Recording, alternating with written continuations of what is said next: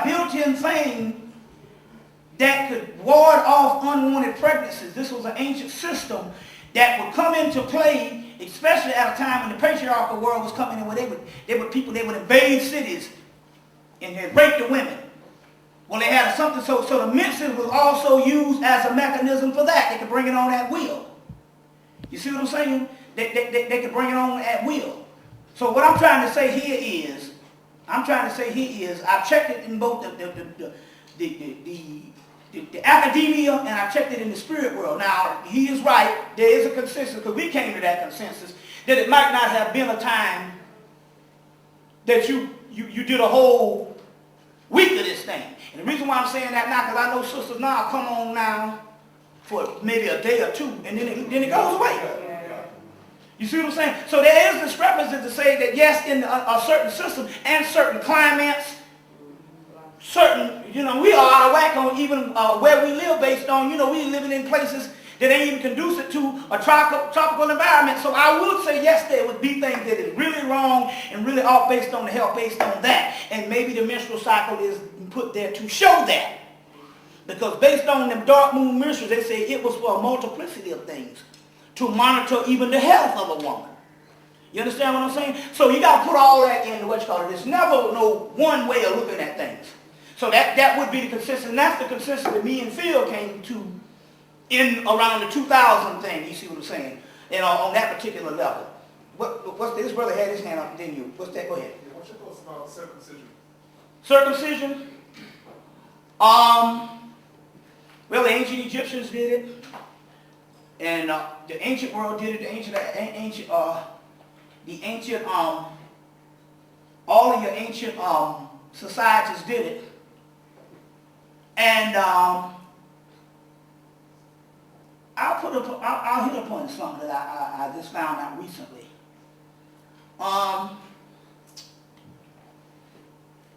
The United States and them, they go down to places like South America, Mexico, and different places, because there's a whole lot of, because they got a whole system of transvestites down there. And they go down there and they got the biggest transvestite, they call it she-male industry of porno. And they go down there, it's enormous of she-males, black and white or what have you, and based on hormone therapy and stuff, they look just like women.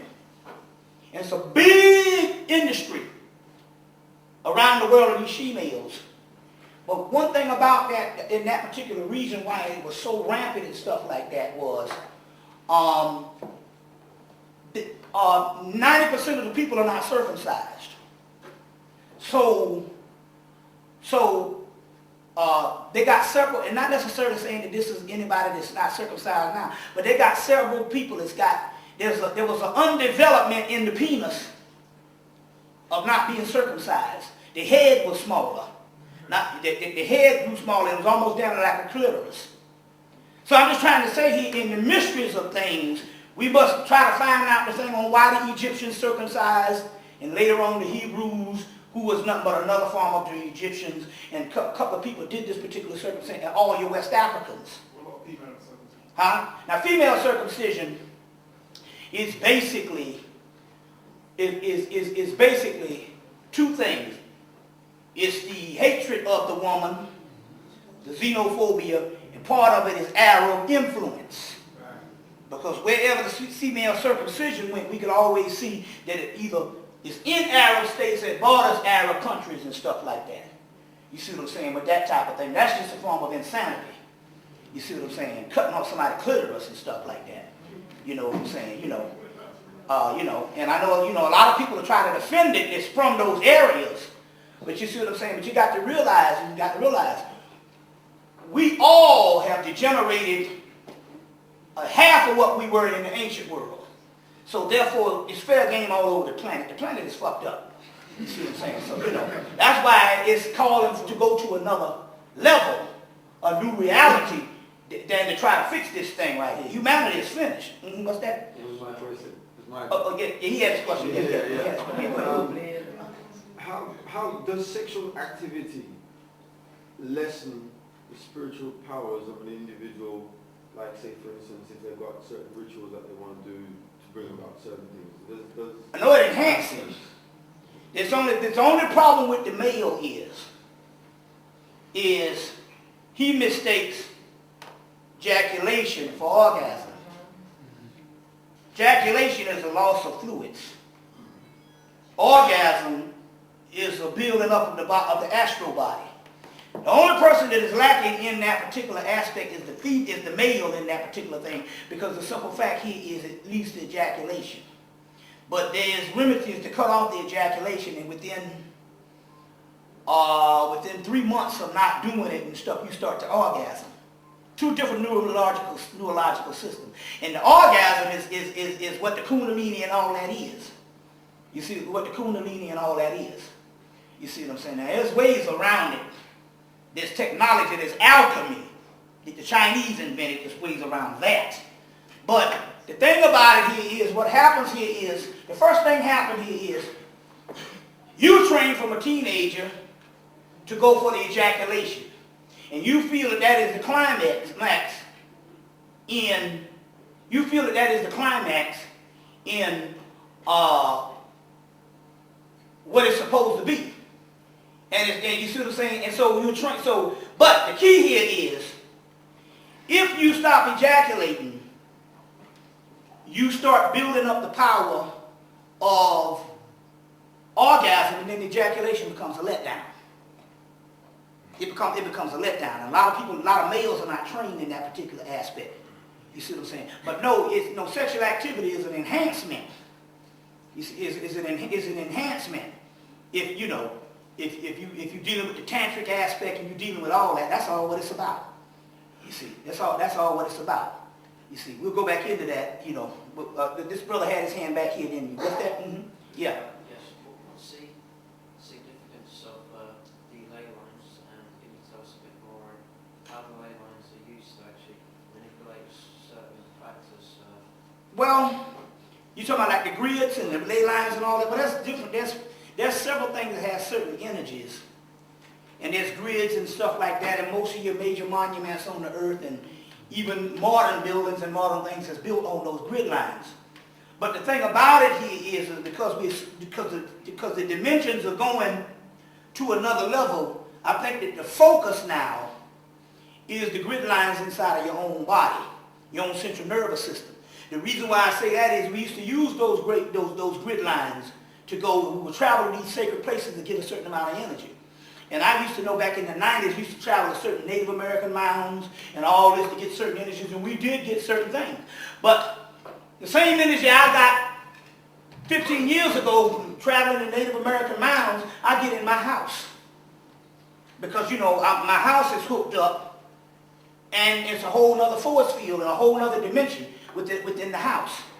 You see what I'm saying? So my point here, I think that's more important. And then ultimately what's important on that particular thing is your own body. Because what you will do is, we got people that run around the world trying to go to several places to get energy. Or run around the United States, or run around certain parts of Europe trying to get the energy, and they don't understand. Holy ground is where you stand. You see what I'm saying? And they were important at certain times, but what is going on now is it's all in your DNA. You don't have to go to these sacred sites. You are the sacred site. You are the sacred site.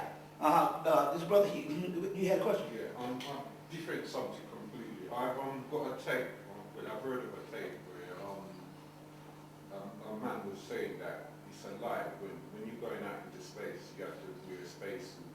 Right? He says it's a total lie. You can breathe out of it. Oh, well, I wouldn't know, because I didn't go out there. I didn't go out there physically. You know what I'm saying?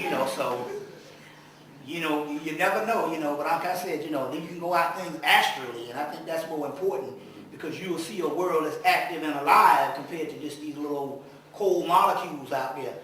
But it could be. But Somebody's trying to say that it's a hoax. What they're doing, the way they say you have to wear a mask of body armor and things like that to go out. Yeah, well, I don't know. Like I said,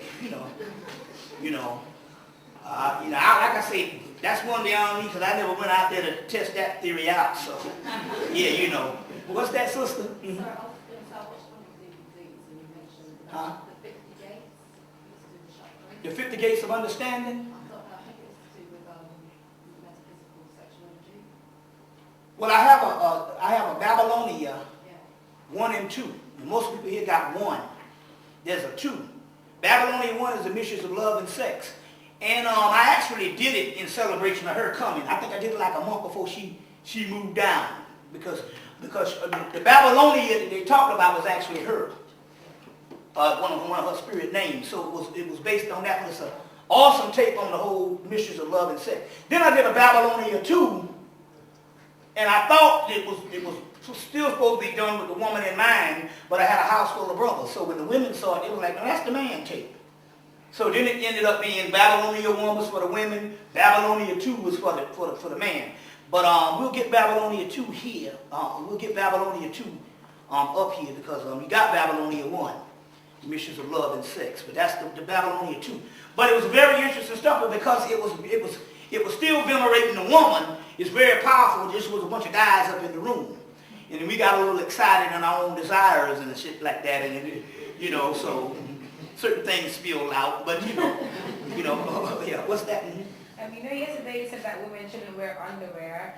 I just want to ask you 2 things. Should they wear bras? And is that the reason why? Because I've always heard people say that women shouldn't wear trousers, pants. So Let's put it this way. Everything in nature on the trees that grows off the trees, fruits and stuff, hangs down. You see what I'm saying? That's what happened with prostate cancer is you got the box of drawers on it and the nuts don't hang down. So anything that don't hang down and stuff is bound to have another reaction. If fruits didn't hang down like they do, they would rot and stuff like that. So you can say the same thing with the bras and everything else like that. You see, and everything else like that. You see what I mean? This brother had his hand here. What's that, brother? The one back in the back? Yeah, you. Crystal ball, how does it work? What does it get powerful? Oh, the crystal ball? Yeah. Most definitely, but you just got to put in the amount of time. It's called scrying to produce the type of force field that you could actually see. But the crystal ball does work. It's a real deal thing. It's whole sciences on it. It's whole books on it. You just got to put in the time to make it work. Another thing that is Moorish in origin is the Ouija board. The Ouija board was found in Morocco. It's a Moorish aspect. But what happened with the Ouija board is you got to do this with the Ouija board. The Ouija board, if you're going to use it, and everybody should get the Ouija board, and they got a night glue in the dark and all this. It's a Moorish device. But what it is when you're using the Ouija board, you got to call on a specific deity. Because there's all kind of bullshit assholes out there in the universe, and they're just coming in and lying. I've had people just lying to me on the channel, and I got slipped up. Because at the universe, this is another thing, never say the universe. As if the universe is a special place that's going to take care of you. There's all kind of idiots in the universe. Every nigga that used to be in a physical body, that no longer is in a physical body, is in some form of the universe. You see what I'm saying? Niggas you know. You see. So my point here is you don't say the universe. You always have to have a specific deity or some type of system that you want to contact to give you the right information.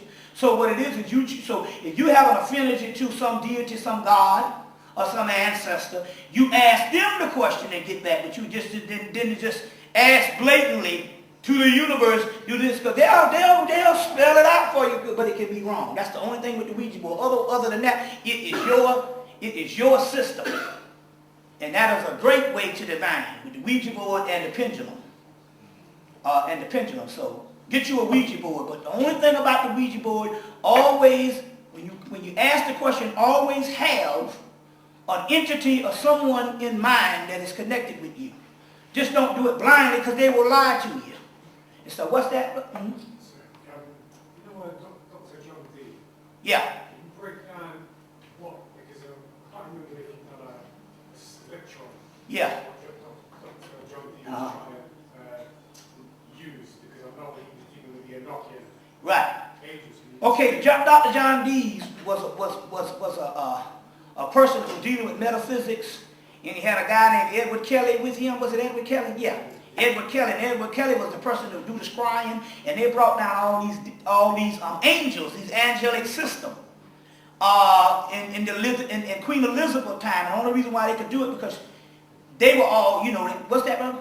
Oh, I came across, I was doing some research on it, and I came across a picture with John Dee sitting on a table, and there was a Moor Yeah. in the room with him.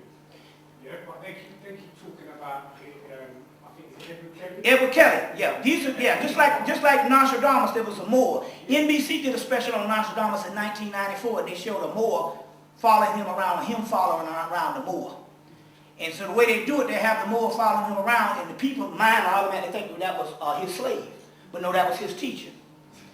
So that's the way it always is. But so Edward Kelly, but the scrying thing, but I want to say this. So they brought down all these angelic watchtowers and these tables and this whole angelic language. But do you know when they trace that angelic language, that the only place that they could find anything that even resembled that angelic language was some tribe in Africa? Now that is also documented in the book UFOs, Friend and Foe, the one that I showed about the Esoteric race, trying to hold black people down. Is in there that they trace that thing to a tribe in Africa. So those angelic beings are nothing but African beings in there. Lost Enochian angelic language is nothing but a lost African language, an ancient primordial African language. Mm-hmm. I was using it, and I could have sworn I called it Latin or something. Yeah, you probably did. Yeah, you probably did. A lot of Europeans use it to get stab wounds and all kind of stuff like that. You see, all types of stuff like that, because it wasn't meant for them. But we could use the stuff and tap into some stuff. Some of that needs to be unlocked again. And the people who unlock it is us. There's a brother down in Chattanooga, Tennessee. It was working with it back in the 90s, and he had unlocked a lot of systems and did a whole lot of stuff and was bringing tornadoes on them crackers down there. Stuff like that. Yeah, what's that? Yeah. Give me another question. What's that, sister? Yeah. The crystal stones, right now, Yeah. they've either found the 13th or they're looking for the 13th. What's your Well, like I said on the radio today, the crystal skulls, the mystery to the crystal skulls is the mystery to the crystal skulls line up with the Olmec heads. Okay. The Olmec head is supposed to be the head of a god, or head of an ancient primordial being. But the Africans tell you that when you look at a skull, what is a skull? The skull is nothing but the left behind bones, a cranium of someone that used to be living. So the crystal skulls are nothing but the left behind cranials of that represent the Olmec, and that's one of the keys that they haven't figured it out yet. They haven't figured it out yet. And they ain't gonna never be able to break that, because all it's saying here is all that stuff is still representing nothing but melanin. And the melanin. So the crystal skull is also representative of a pineal gland. So what happens when they get the 13th as they're trying to do? Ain't nothing gonna happen, because they're not gonna have that kind of power. Ain't nothing gonna happen. It's gonna be jury to them. But what's gonna happen is it's gonna wake something up in us. And that's already happening. There's no way that they can usurp this power. This power is dealing with genetics and DNA. You see what I'm saying? So they can work all they want. It's dealing with genetics, DNA, and enlightenment. And there's nothing they can do. You see, what's that, brother? Mm-hmm. Yeah, I was wondering if you could talk about cloning and how advanced it is at the moment. Well, they just came and announced in the United States, but right before Christmas, that it's okay to sell clone meat. And they can announce the clone meat. So whenever they say something like that, what they mean here is, anytime they're telling you some stuff, the technology is 40 to 50 years old. You see what I'm saying? So all that is old technology. They've been doing it and stuff, you know. Uh-huh. So on one of your other tapes where you're talking about 6 days. Mm-hmm. With all the switches there, 6 days. Yeah, the 6 day, the movie The 6 Day shows you actually how it's done. Because I was even asking if they were going to grow cells. How can they grow a cell that fast to duplicate a person in a matter of days if the cell has to grow? But what they do is they grow these whole complete bodies. If you see in the movie The 6th Day with Arnold Schwarzenegger, and the only thing they got to do is replicate the DNA over the whole complete body and have a clone and stuff. But they already have the actual, what they call They call it in cooking the prep. They already got it prepped so that they can actually do it in a matter of days, if not hours. You see what I'm saying? But remember, this is old technology, and a lot of that came from World War II. World War II also was a time, a lot of stuff that was study on melanin. That's what the Jews and the Gypsies was in the concentration camps. There was also studying on melanin. Before it was called melanin, it was called occultum. That's all in the book The Black Sun of Peter Moon. But it was called occultum, and then after occultum, it was called, named melanin in 1957 with Yale University with Dr. Aaron Learning or something like that, I think his name is. But before that it was called occultum, and that's when you find it. Different names, but that's over 100 names for melanin in the ancient world. You see, more than 100 names. What's that? Yeah, also, I forgot to say this yesterday, what they tried to hide as well, in the concentration camps, the black people's in there as well. Yeah. Black people's in the concentration Yeah, naturally, they got a black woman that was one of the greatest trumpet players in America. She was one of the few people that could rival Louis Armstrong at the time. That's how good she was.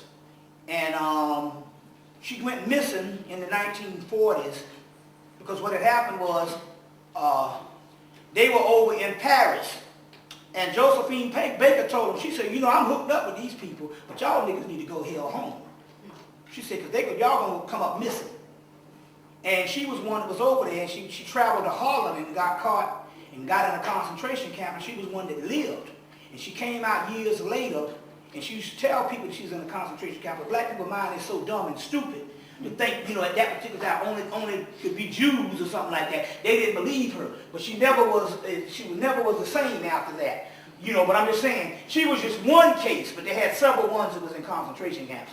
No doubt about that. What's that, brother? Mm-hmm.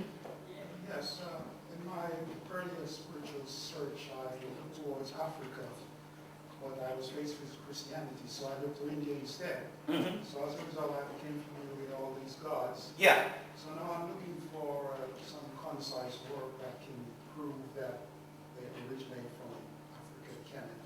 Can you direct me to some? Oh yeah, any stuff, some of the Indian thing? Yes. Yeah, well, you got Drusilla Dundee Houston's book from the 1930s. They talk about the Kushite Empire, that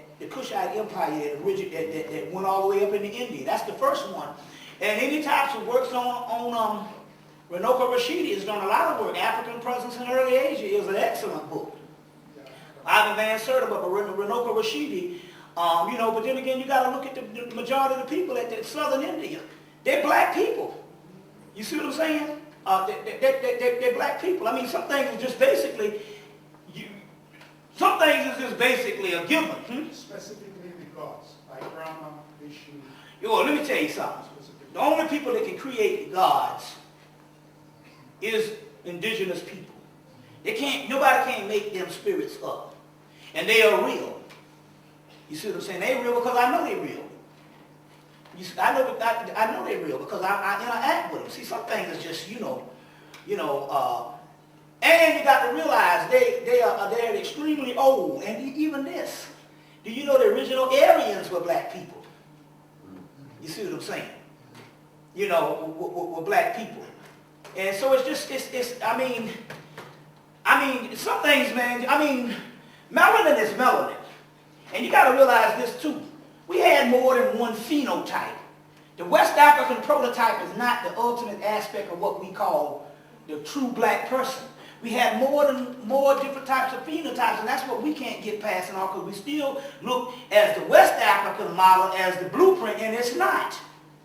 We don't know what the blueprint is because we don't know how old the earth is.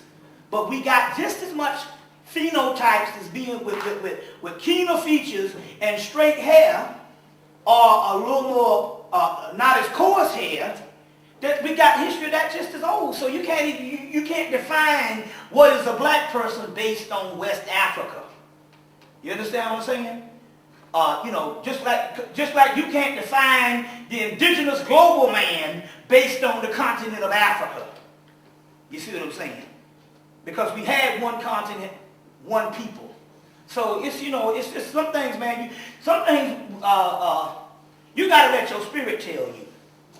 You got to let your spirit tell you. Some things just common sense. The majority of those people there are blacker than some southern Africans now. You see, just walking around India. What's that? Yes, when you were closing earlier, you said about, you know, you're quoting some scriptures and you're talking about how we are gods. Yeah. Stuff like that. A lot of people here are of different persuasions. Now, if the God within us is supposed to rise, yeah, then we're not supposed to have leaders. How is it you can, you know, because there's a lot of people who've got their consciousness and it's domiciled in certain parts of their being. Yeah. In other words, they can't grow above a certain level. Right. Now, how are they, or how are we supposed to extract that God from within us? Well, I tell you what, though, you can't do it with these bullshit leaders you got here now. If you got some good leaders, then show me some good ones. But these punctified niggas you got now.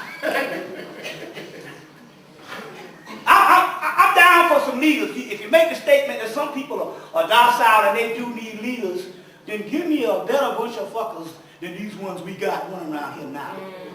These assholes have run amok. You see what I'm saying? So my point here is, be honest with you. Let me explain this to you.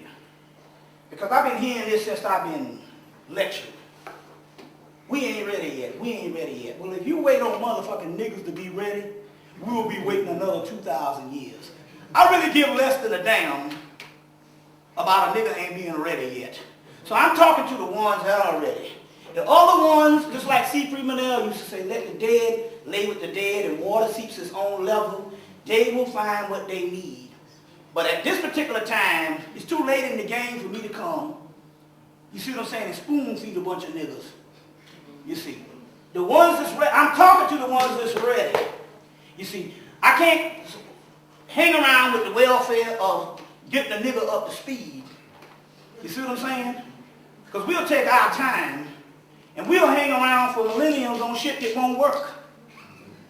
And that's the problem how you go to these doggone leaders. I'm just trying to tell you. These handkerchief head leaders, you see what I'm saying, ain't worth the paper. You see what I'm saying, that their name is written on. And I'm just trying to say you got to come out of these things. My point is, if you got one that's doing the work, that's what, the reason why I say come out of that, because I will think less of you if you wanted to follow me. See what I'm saying? I would think less of you if you wanted to follow me. You understand what I'm saying? That's why I say that. Something's got to be wrong with you to want to follow me. And I got more knowledge than a lot of these so-called leaders instead. It's just rehashing old Christianity and stuff. But still got to be mentally ill to want to follow me. See what I'm saying? I have you paint my motherfucking house.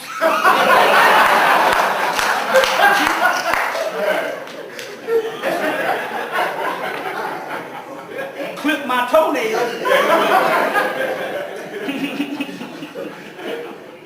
I'm just trying to say, man, I'm not talking about you, I'm just trying to say here is, things take care of themselves. I'm talking to the ones, you see what I'm saying? Because I came 8 hours and 30 minutes across the water.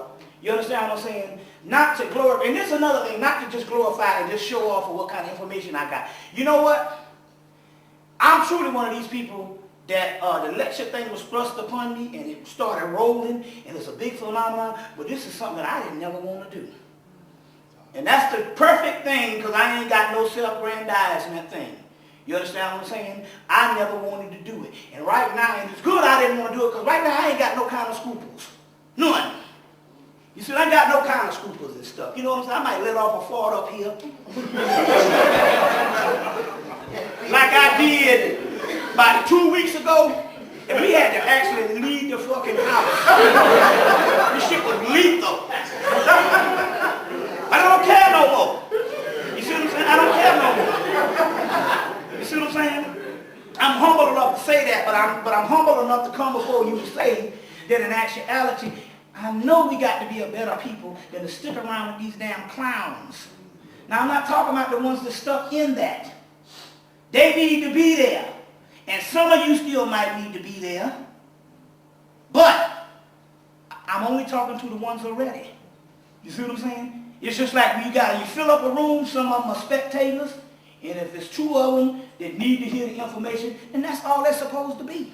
Where there are two or more gathered in my name. You see, what's that, sister? This is more or less echoing the gentleman's question. Huh? I'm one of those people who was in the church system. Yeah. But I found out that it wasn't right and I've come out of it. But I've not found anywhere I could go to get any teaching. And there are a lot of people who are, there's something else also going on in the church. Let me tell you. There's a lot of unrest and people are not questioning. And there's no way to go to give them the answers. I've been praying for them to come out. And there are people within it that are experiencing some of the things that we I get where you're coming from. and they need guidance. I get where you're coming from. Let me explain something. Let me explain something. Let me explain something here. On how the central movements that we have found ourselves engaged in for the last, let's say for the most of the part of the 20th century. Most of the movements that we have found ourselves engaged in was built on the concept of focusing on the masses. The masses ain't never did shit but died. You see what I'm saying? Now let me break this thing down on a metaphysical level for you. The masses have never did anything but died. And let me explain this to you. When the spirit realm, because I used to be a bleeding heart when I was in this game in the 90s. Oh, my people is suffering, oh, this and all that. And I'm like, I can't understand how insensitive you gods and you deities are. And you have to grow and evolve to that high level to understand what's going on. When the spirit realm looks down here or looks through here, if there's up or down, they only see light. And light only shows based on whether a person's soul is illuminating past the heart chakra enough that it can be seen. The other people's soul is in the sacral vertebrae and it's asleep. Now, according to the spirit world, the only thing that exists is that particle and that light.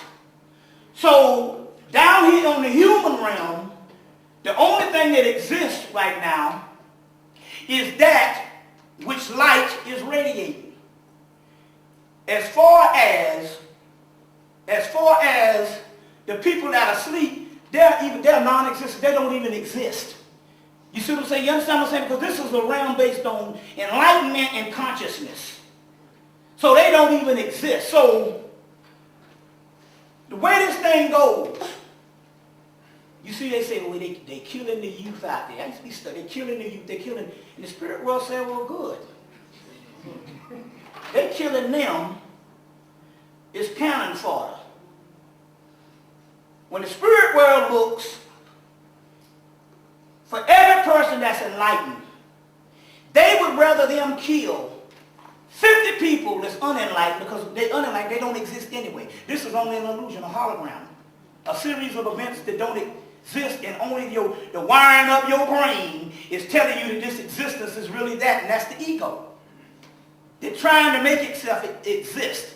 The only thing that exists is your soul. So what they say here is, they would rather kill physically 10 to 20 people just to save one enlightened person, because that enlightened person has the ability to wake up other people who are semi coming out of sleep. You see, so it's a give or take. One brother said, I went to jail for something I didn't do. And the master C. Freeman L. said, no, you went to jail for something you did not do. You were supposed to do something, you didn't do it. And as a result, you went to jail for something you didn't do.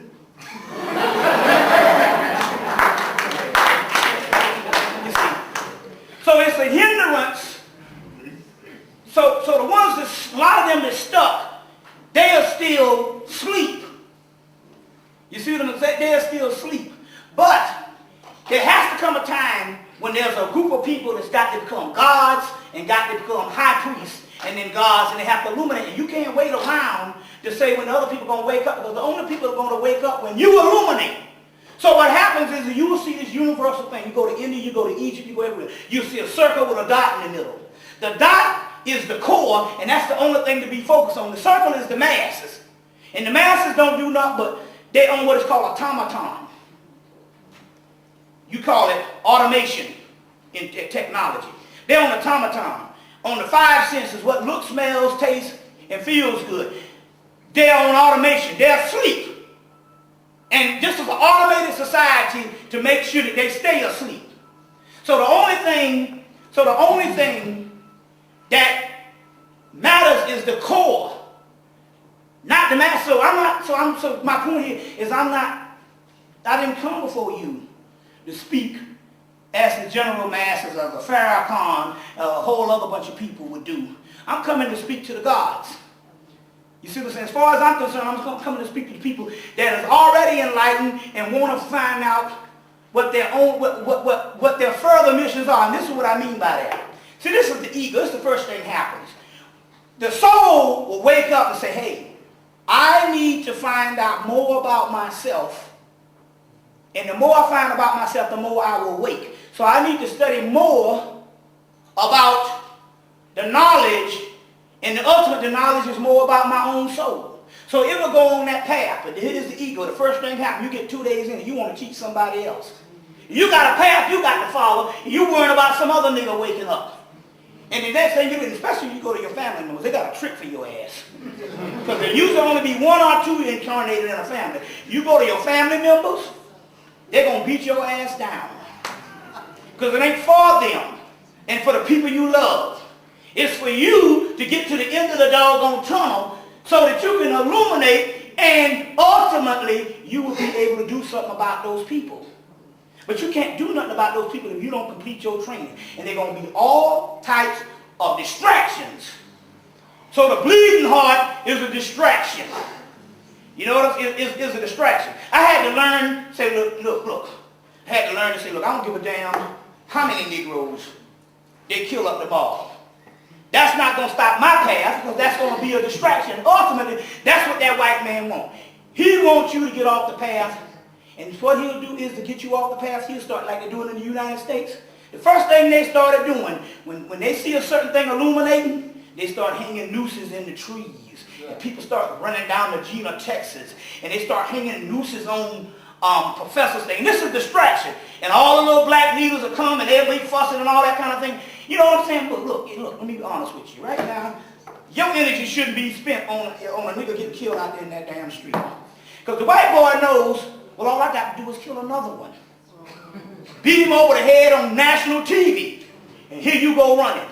There got to be some priests, just like them monks up in them hills, up in the Himalayas, that understand down here in the Goyim, you'll be worried about that shit for the rest of your life. There got to be some people that illuminate beyond that. And that's what we talking about up in here. You see, not no asshole out there that got beat over the head eating some fish and chips. Who gives a shit? They're not living no way. They're not living no way. Somebody have a hand back there. Yeah, go ahead. That's the trouble. Yeah, go ahead. Barack Obama is a sidestep for everybody in America. Say what now? Barack Obama. Do you think that he's a... No, this is what the deal with Barack Obama. This is the kid. Barack Obama's wife, family's from Georgetown, South Carolina. That's Geechee Gullah. You got a Congo connection with the Congo rights in Alabama. When that black woman get up in the house, it's always the woman. You ain't heard of Barack Obama tell him 4 or 5 times, she is the rock. She is my rock. And if you notice, they starting to attack her because the white boy done peeped the game. You see what I'm saying? They say, we can't let that dark-skinned black woman get up in the White House, but she gonna get up in there anyway. Yeah. And it's just like one sister told me in California, because her husband kept saying, Barack Obama is not the spook to set behind the door. But she said, no, but she said, her spirit said, no, we talking about Michelle. She said, imagine the psychological conditioning of the black female child when she sees a image that represents her. Can you understand what the condition? Because right now you can go right now and get an Essence magazine, or you can get an Essence magazine and tell them to pick out all the pretty pictures and they'll pick out the light-skinned girls. Then you get a Vogue magazine and tell them to pick out, and then they'll pick out the white girls. So can you imagine what will happen just with the energy of that black woman in that thing? Let me tell you this about Barack Obama. It ain't got nothing to do with Barack Obama.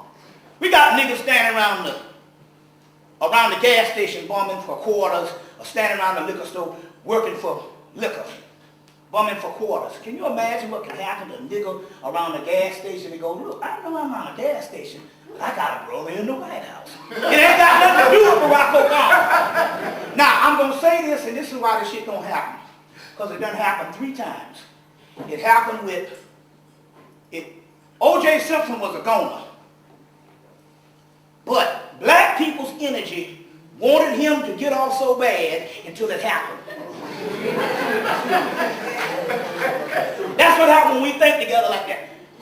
Michael Jackson got on TV and said the most beautiful thing you can do is to give a young boy your bed.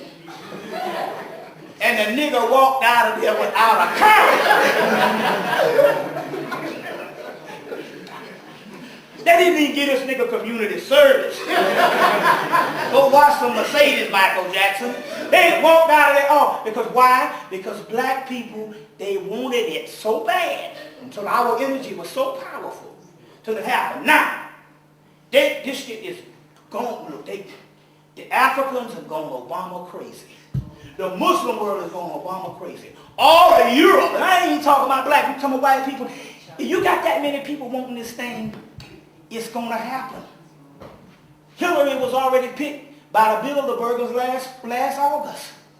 Got beat down. Some things are inevitable. The Africans had the prophecy. So now you're saying it doesn't have anything to do with what he does in the White House. That ain't the point. The job ain't a real job no way. It's ritual. It was a Christmas song, but they were singing something else. And they're doing it over and over again. Now come on, 70,000 people ain't got that many passports. Come on, get the hell out of here. They just loaded them on the planes. Because it was a ritual. Let him put that in there. Because it was a ritual. Okay, yeah. Let him know that we put it on a tripod. I don't want them to think this, you doing some bumpy dance. So they had a ritual going.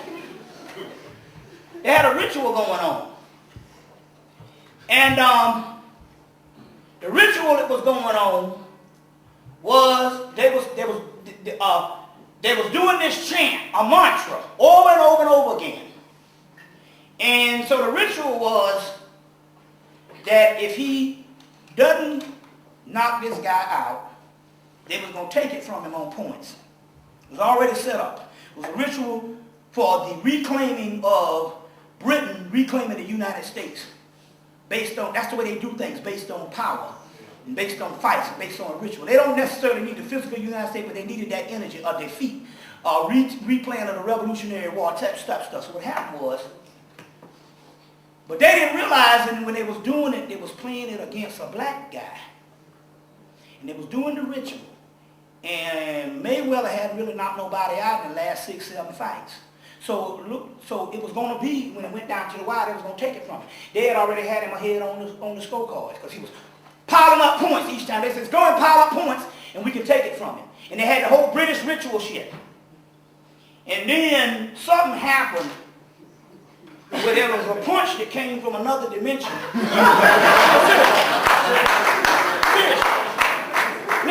Listen. This punch came from another dimension and knocked Ricky Hatton out. And Mayweather knew it wasn't his because the first thing he did, because he's very arrogant, he fell on the ground and started crying and praying to the Lord, Jesus Christ. Because he knew that punch wasn't his. You see what I'm saying? It's the same punch that came through with Muhammad Ali and Sonny Liston. Yeah. Or was the first fight? Yeah. Same punch. That's another dimension. You see what I'm saying? He knew it's some other dimension. Now, I'm going to tell you all a story. I'm going to tell you 2 stories right now in the spirit world. So, Ricky Hatton said it's a hoax, and they went home with their head between their legs. You see what I'm saying? Now, let me show you. I'm going to tell you another story, 2 spiritual stories. Now, to piggyback off of that, in the spring of 1976, I was in the 8th grade. I think I went to the 9th grade in the fall of 76. And so they got these people that's born. I don't know if you ever seen some people that they born and they never lift weights, but they're as big as bodybuilders, and it's just natural. You ever seen people like this?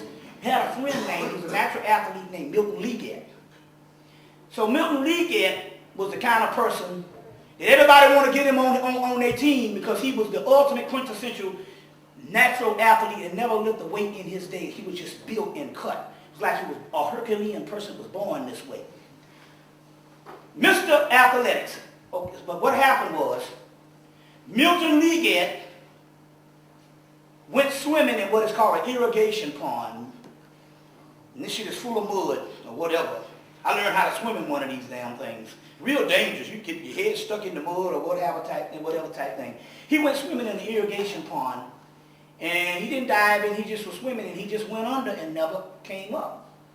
And they drove the lake and got him out, and people couldn't understand because he was the ultimate swimmer, the ultimate athlete, but he just went in the pond and never came out. Never came out. I went to go see him in the funeral home, and it baffled me for years. How did Milton Liggett die? It was a classmate of mine. But this is what happened. He went into the pond in the fall, and Easter, it was actually Good Friday, 1976. Easter Good Friday, 1976. He had a cousin. No, it was 1976. Now, there was another person at this particular time that was going to the Olympics named Sugar Ray Leonard. Y'all heard of Sugar Ray Leonard? He was going to the cousin. He was going to the Olympics in 1976, and he always said, after the Olympics, I'm retiring. They said, well, why were you retired? He said, because I was not built to fight. My hands would hurt doing practice, and it was always in excruciating pain. They said, what made you continue to fight? He said, it's simple. I won the Olympics, and that money was on the table. See, it was about getting paid. But with a man that didn't have the Olympic ability, how could this man win all these fights and become a champion? And this is what happened. He said that there was a point where he was always getting ready to get beat, and he could always go into himself and come out with a flurry. And the flurries that used to look fake, they was the only ones in history that was really effective and would knock people out and hurt people. He did it with Tommy Hearns, and Tommy Hearns almost tore his eye out. But he would go into himself and come out, and he would win. Well, what had happened with him is this. I'm from a small town called Melanin, South Carolina, population 6,000. Milton Liggett's mother and Sugar Ray Leonard's mother was sisters. So Milton Liggett had to go into the lake in the spring of 76 so he could go to the Olympics to help his cousin out to become champion. And whenever he would go into this flurry, that was Milton Liggett. So the punch that Mayweather hit was from another dimension. It was from my ancestor. And when I broke the secret, Milton Liggett came and said, congratulations. You now know why I had to go into the pond so Sugar Ray Leonard could be champions.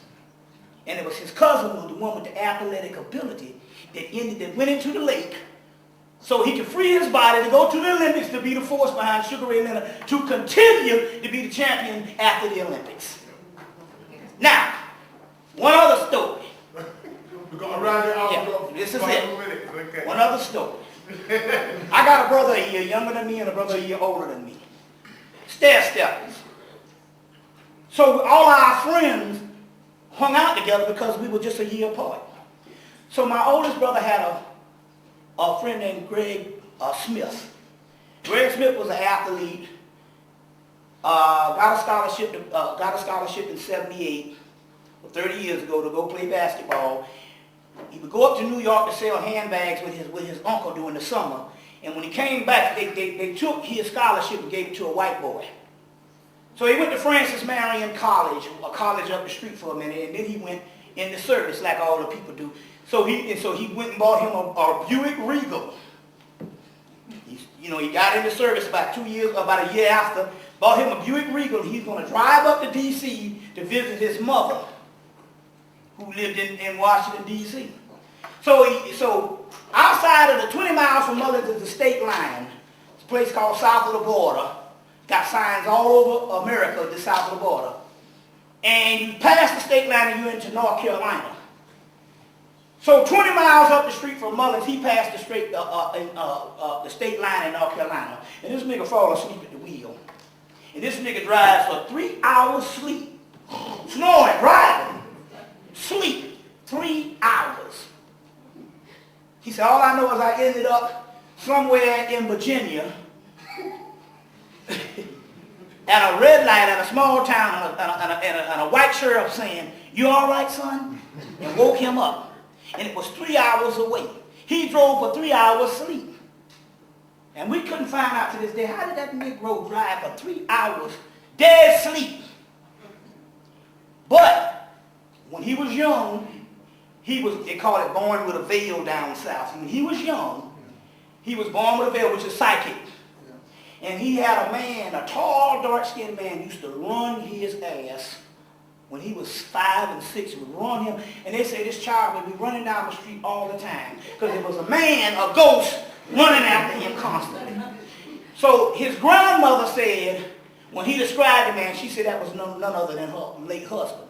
So it was his grandfather would run. She said the late husband was mean as shit. And would run him. And so one day she said she prayed and asked the Lord, please, you all take this man, take my husband from running this boy ragged. So apparently, when he fell asleep in that car and was about to die, run into a tree or telephone pole or go off a bridge, the grandfather who used to taunt his ass when he was a child came and drove that damn car for 3 hours. The same one that used to run him when he was a little boy. Which goes to the last story is the one with Stevie Wonder. Stevie Wonder got in a car wreck in North Carolina. And this was before Inner Visions and Songs in the Key of Life, where he really started taking flight. And they said some spirits came up. They call them aliens, but there were spirits came in and operated on him, Stevie Wonder, operated on him in that car wreck and saved his life. And the stuff after that went to some of the greatest albums ever. And he goes to the Dogon. He went to the Dogon after that. And there's a cave he can go in in Mali, and he goes in that cave once a year and he can see. And he can see. And so these particular entities worked on him, but they said because we're not going to have the mistake that happened years before. Charles Drew was the black man who invented blood transfusion and blood plasma work. But only to get in a car in North Carolina and die because he was bleeding to death and they wouldn't let him in a white hospital. So years later, Stevie Wonder was one of those particular geniuses they say this ain't going to happen to, and them spirits interceded. So I'm saying we got the power, and we got more of that power now than what happened back in 1973 or something like that when Stevie Wonder went through it. You see, so that's amazing stuff. So I know we got to get out of here. You see what I'm saying? There's never enough time, but it's always good. We can come back tomorrow because it's not just going to be a workshop. We still have to have discussion. You see, since it's not enough time, the knowledge still has to flow. So it's going to be workshop plus discussion. We got 6-7 hours tomorrow. Right, and see, and you know, the queen is partaking into a lot of stuff because she's a magic link, so she'll be giving a lot of magical things. We'll be dealing with that type of stuff also.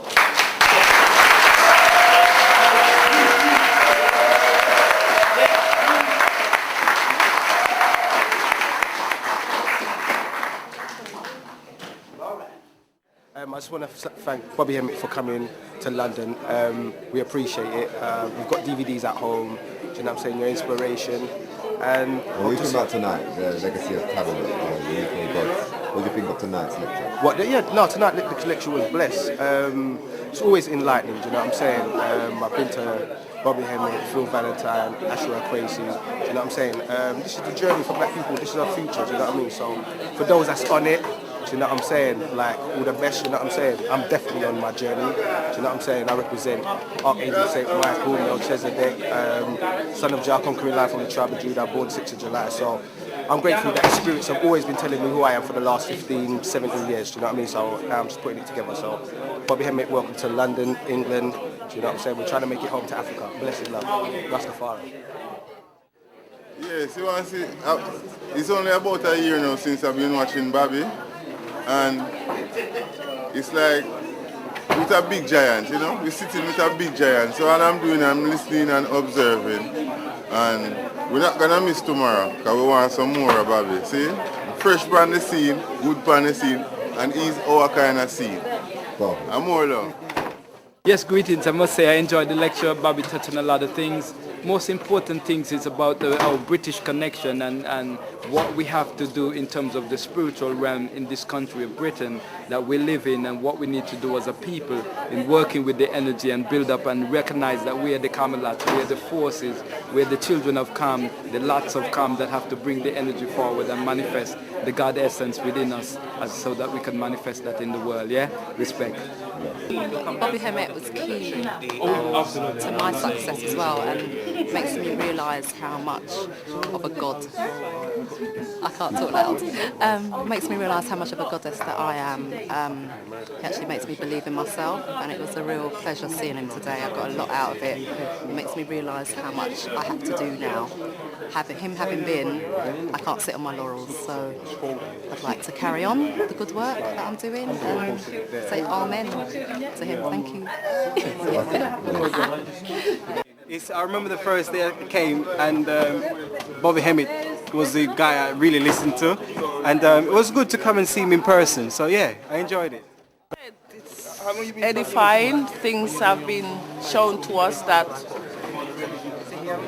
maybe we thought these things were mythical before. Now we know it's real, and now we know that we need to get to work and do the things that we need to do to elevate ourselves on the next realms. You know, brought the dark side. You know, unleashed the dark side. He was good. He was good. He's always, you know, we have two in one. You know, he's not only a metaphysician, he's a metaphysician and a comedian. You know, so yeah, he is. Yeah, you trust him. Yeah, it's heavy. It's heavy. Yeah. Drop the knowledge. Yeah, drop the knowledge. It was heavy. You must have about what, 200, 300, 400. Yeah. I got about probably ones you don't even know about. Yeah, no, I got a bunch of them I had in Atlanta that I hadn't even put out to the public yet. I mean, I got tons of this stuff, man. You got to realize I'm doing them each month, sometimes twice a month, so it's a lot of them since '92. And I was doing more in the '90s. I was doing something like 2 times a month, 3 times a month, and I was doing them every month in Atlanta. So I got a lot of them.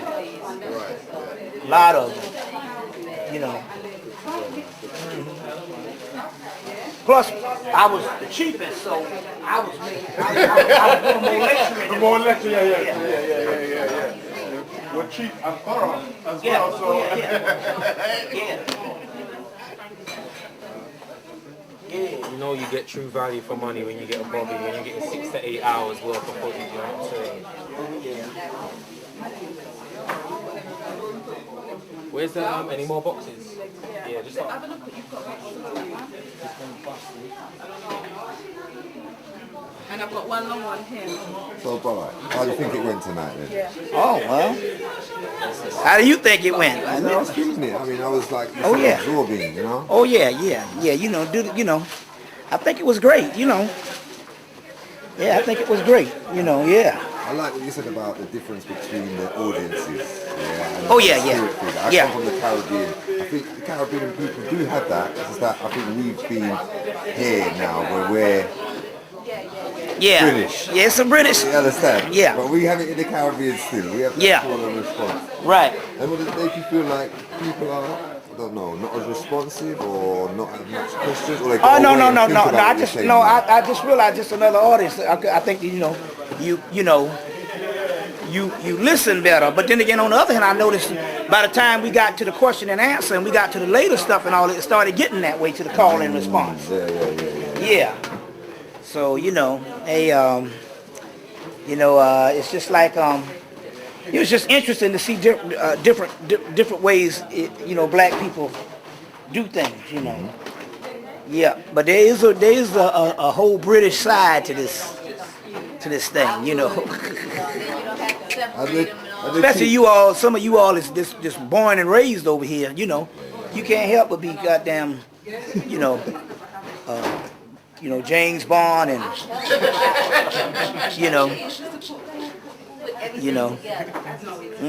So how did they treat you on Genesis today? How was the audience, like the callers and the texters? Oh, it was cold-blooded. Okay. Yeah, the actual radio show went off well. Yeah. If there's more time, you do more of those kind of things. Huh? If there's more time, you do more of those.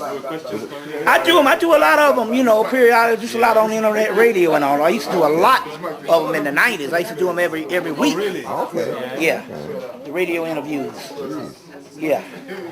I'll let you relax now, bro. I'll take this off you. Thank you, my brother. Okay. Then a few questions. All right. Bless you, love. Okay.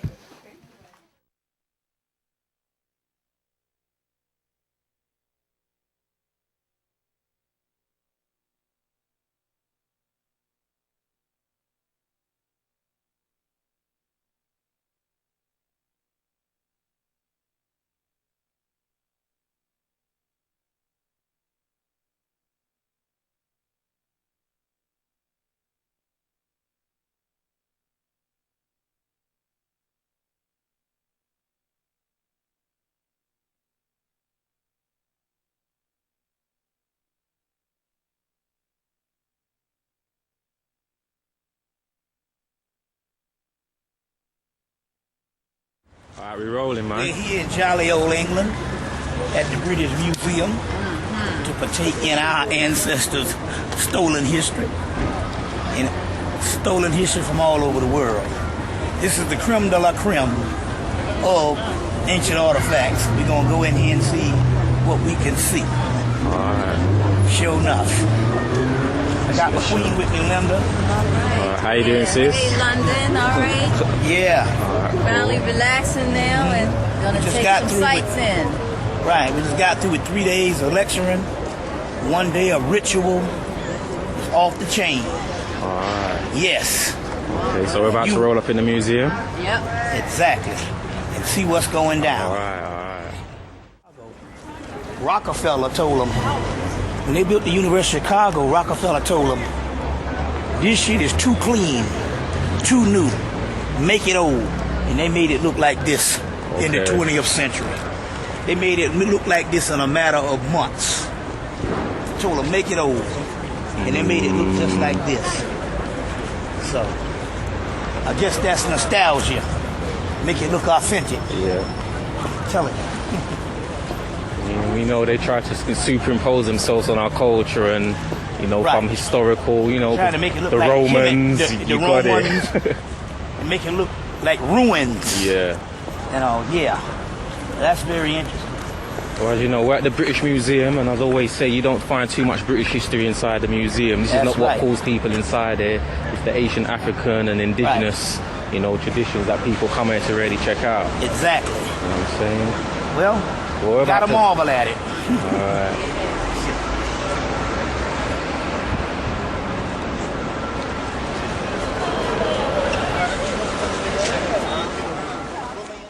Yeah, we've been joined by our brother Israel, man. Yeah, We've just been documenting a little piece and that.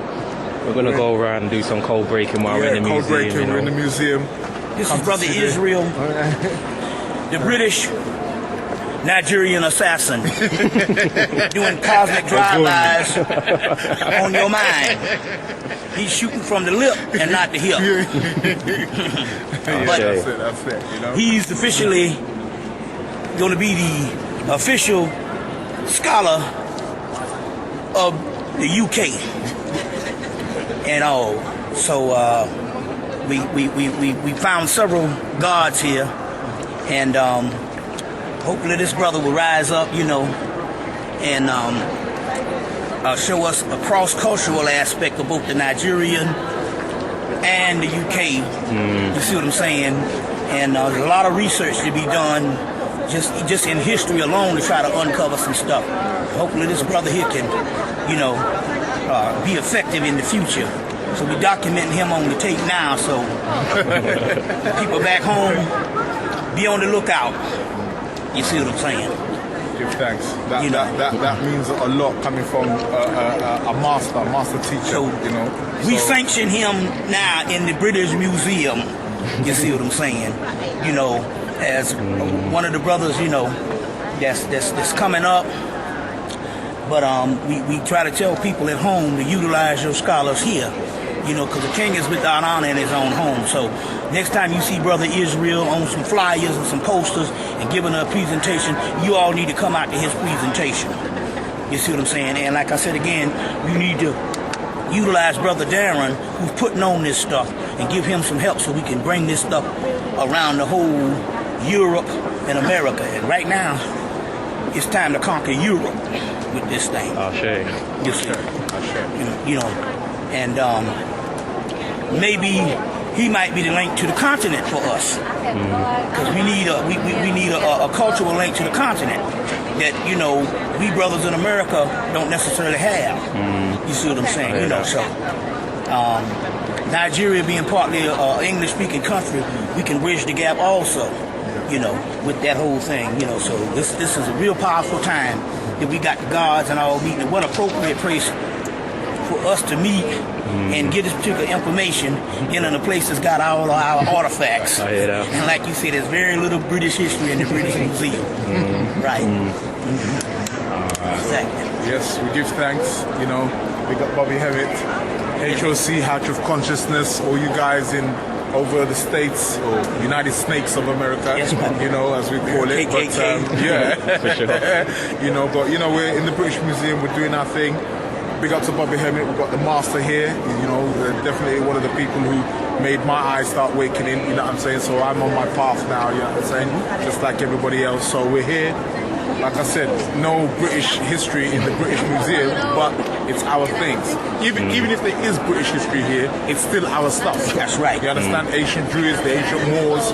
So we are the Moors coming back, reincarnated, coming back to claim back what's rightfully ours. So we're here. We're going to be taking, going through the ancient Kemetic part, ancient Green, ancient Etruscan, Minoan. They have all that here. They have the continental stuff, I believe, downstairs. We'll be touring all of that, and you know, they've got the Dogon stuff, the Yoruba stuff, and so on and so forth. So yeah, we're going to be, you know, dealing with all of that, and it's going to be documented. It's going to be documented. No pie in the sky. This is real deal history, real deal science, real deal history. Understand? All right, cool. All right. This is the head of Tutmosis III. And it's interesting, and this is, like I say, this is one of the smaller heads compared to some of the heads they got. But we were saying that they said they had anything from 15 to 20 artists working on a statue at the same time, and that's impossible in modern times, because different artists have different degrees of talent, different levels. Well, they said that they were such advanced people that they could get all the artists at the same time to have the same degree of talent on the highest level. So when they do these statues, it all comes out just as smooth and comes out the same, and was perfect. You see what I'm saying? It was perfect.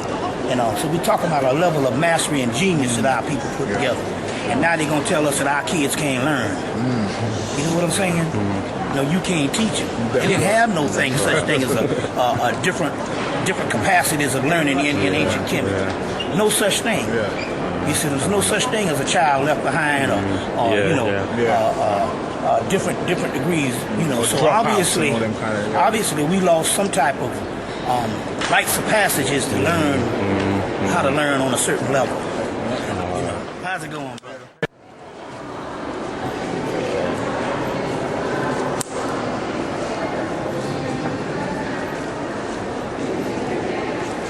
Yeah, we toured the British Museum exhibit in 2002, but it wasn't nothing like this because they couldn't bring these big statues there. Like these segments. This is it. Yeah. Wow. Linda.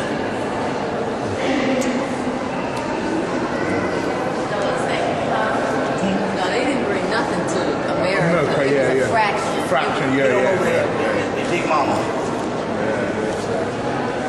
All right. Segment. I'm telling you. Well, Linda finally meets her match. Segment meets segment. And she gets her killer instinct from it. Yes. Wow. The Lion Team family. Yeah, tell us a bit about segment before we Finally together. Sekhmet is a healer, a destroyer.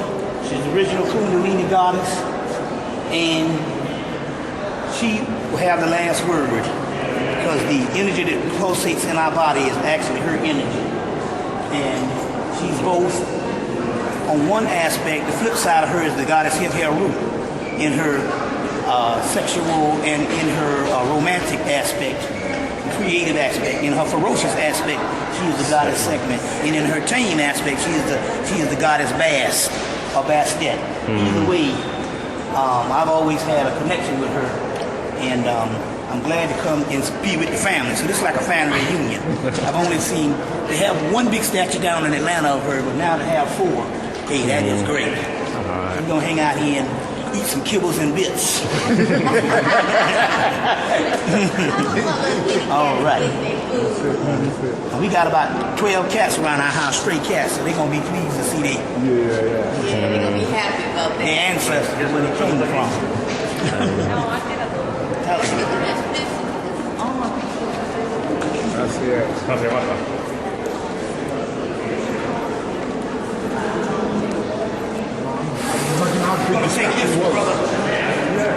We're going to take this for Brother Sinetta. Black power fish, yeah. It's the original, where the original black power fish come from. Brother Sinetta should be pleased to see this arm right here. But I would hate to see the statue that it came from. Well, that's the head. Oh, that's right. Okay, that's the head. Wow. Wow. And that is a king. They don't even know the name. Okay, I'm in Hocus the third. Okay. I'm in Hocus the third. I'm in Hocus the third. Wow.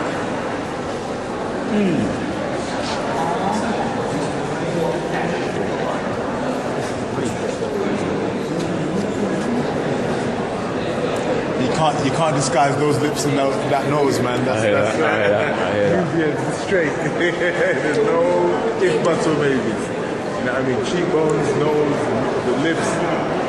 Told you definitely the story of who's who. You know.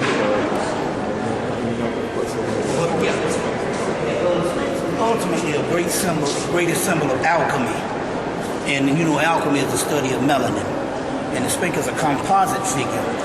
Which any kind of composite figure that they show, usually that is talking about it's a symbol of alchemy, because alchemy is combining all the elements in the universe and ultimately coming together in the body to make the smooth ashlar with the Masonics call it, or they also the philosopher's stone. And that's ultimately what the Sphinx is, because it's a combination. It's Harmaket, but it's actually Heru and Mayat in a pyramid coup. Hamaket.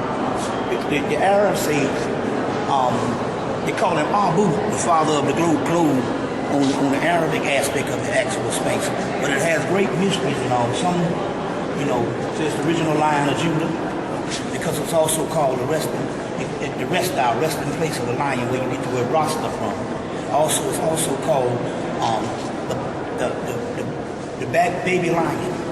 The Babylonian plateau. So before it was the rest of the plateau, it was called the Babylonian plateau in pre-dynastic Egypt. The Gnostic text was dug up in 1945, the Nag Hammadi Library, in Bentley Leighton's scriptures, a book called The Gnostic Scriptures by Bentley Leighton. When they translated the Nag Hammadi library, they kept saying this Babylon through it. But then when they traced it, they found out that was one of the names of the Sphinx. The baby lion, or the Babylon, or the mother and her baby. So probably that whole, and so that's also connected with Sekhmet also. As Geromancy documents in ancient Egypt light of the world. So it has a lot of things, but ultimately the ultimate secret is alchemy, and ultimate secret is also melanin, but it's also called Horus on the horizon. So the word Heru, which means great face. And that's in the face, the great face is the great face of Horus. But what is the real great face? The mystery of the great face is the pineal gland is actually the face of God. So that's what Heru means. In Greek it means great face. So you got the great face of the Sphinx. And this is very interesting about the Sphinx because Edgar Casey he did a prophecy that the Call of Records would come under the Sphinx. And when the Hall of Records are open, it would be a great manifestation of an avatar called John Pineal. But they was thinking it was actually a literal Hall of Records. They haven't been able to find it in that Hall of Records. But the Hall of Records that was talking about the Sphinx and dealing with Melanin is the Akashic Records. The word Akashic means black substance. So it's talking about Akashic Records other than a Hall of Records. So they misconstrued it, but yet they have, the Education Society has spent millions of dollars and even got an office in Cairo. And still trying to get to the bottom of that, and they don't understand. The Hall of Records is talking about us. You see what I'm saying? In that particular case, we're talking about the new UK gods of Britain, as well as the Africans in the diaspora that have the melanin, which is Akashic Records. So the Sphinx has a whole lot of meaning and stuff like that. But obviously, this is some kind of stone. Yeah, it came from the beard. The beard. The beard of it, yeah. Oh wow. Which they recovered. So, wow. So that's even great to have that. Yeah. So apparently he had a beard. Right. That's out of sight. So that's part of the beard, and they've got it. Yeah. So that's the part there that came off. Yeah, you can see it on the side there. Yeah. We don't know if it came off. I'm saying. Oh, okay, yeah. I'm pretty sure it didn't come off. It was shot off. That's what we were saying before we come in there. Dynamite stuff, you know what I mean? Because how they try to make the ancient buildings of the past, like they try to make the British Museum look ancient. You know, like as you're coming in, you've got the pylons and stuff. Exactly. But you look up around, you see the buildings are falling down.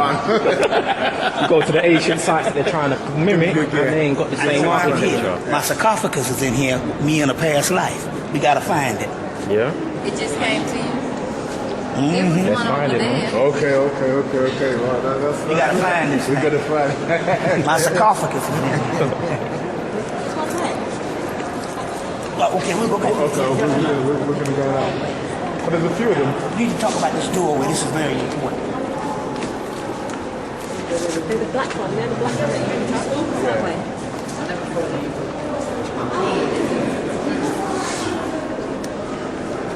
This is very important. I was selling these things. I remember. This is the doorway. They said what would happen with the doorway is people couldn't understand how could you have a wall-up stone and call it a doorway. They say the key was not to go through the door physically, but to train your mind to go through the door astrally. You see what I'm saying? Yeah. So it's a doorway, and you're supposed to train your mind to travel through it astrally. We saw a small one down in Atlanta, but this one is the biggest one I've seen. Wow.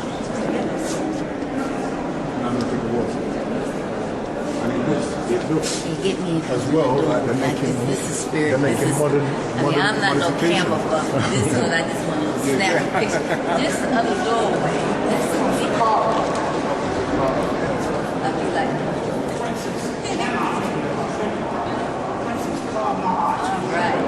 go ahead. And they're making alterations to it as well. That's alterations, that's modern. They're just making alternations to that, so that's. And then they got the cheek to say, please do not touch the object. These guys, man, damn teeth. Steal our shit and then tell us how we should, what we should or should be touching. Yeah.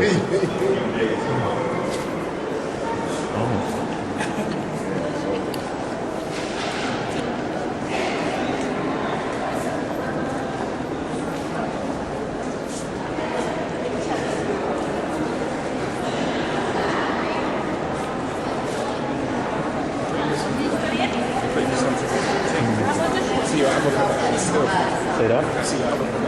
Okay, which one? The one with Azazel. Okay, the London ones, yeah? Yeah, man. Alright, cool, big How up. can you say that that's not a brother? I hear that. I don't care how much you try to lighten up the skin. Look at that hair. There's no way you can't say that that's not a brother. Even that one right there.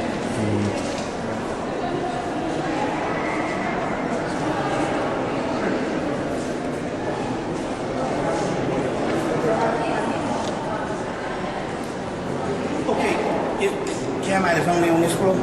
Yeah, it goes all the way down, but around there, then you gotta go back and see. Let me go back and see the sarcophagus. Yeah, but then you start going to the Babylonian, Mesopotamian. Yeah, right. So we can come back round to the.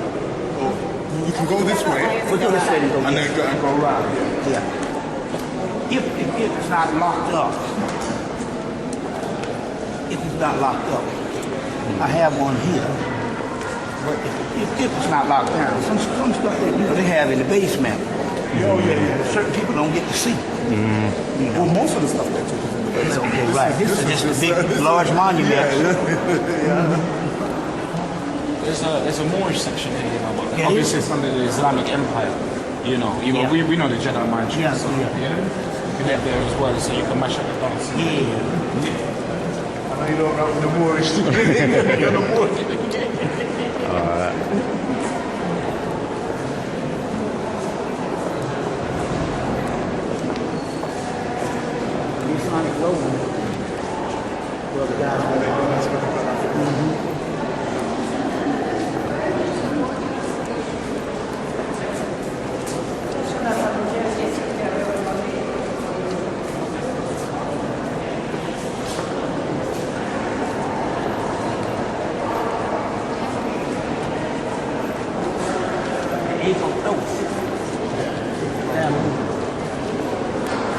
Another aspect of Tahuti, isn't it?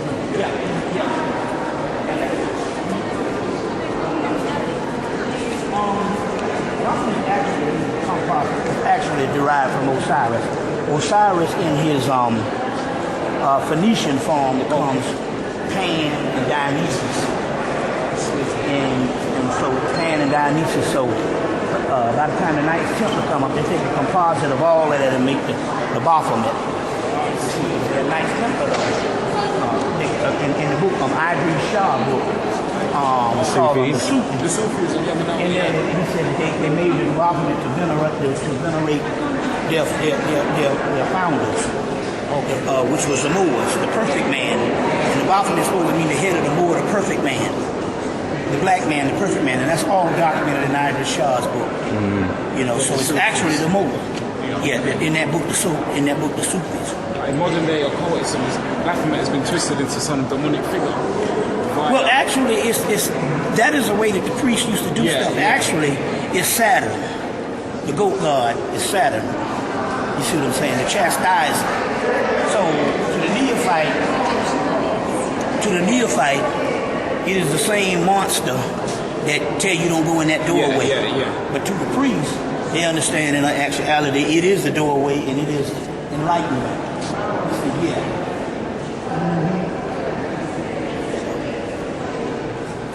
Got the deity Min over there. You can see they've taken out the penis. So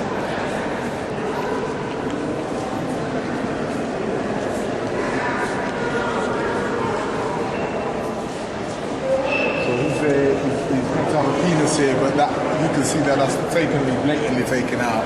You know what I mean? Because some people are embarrassed.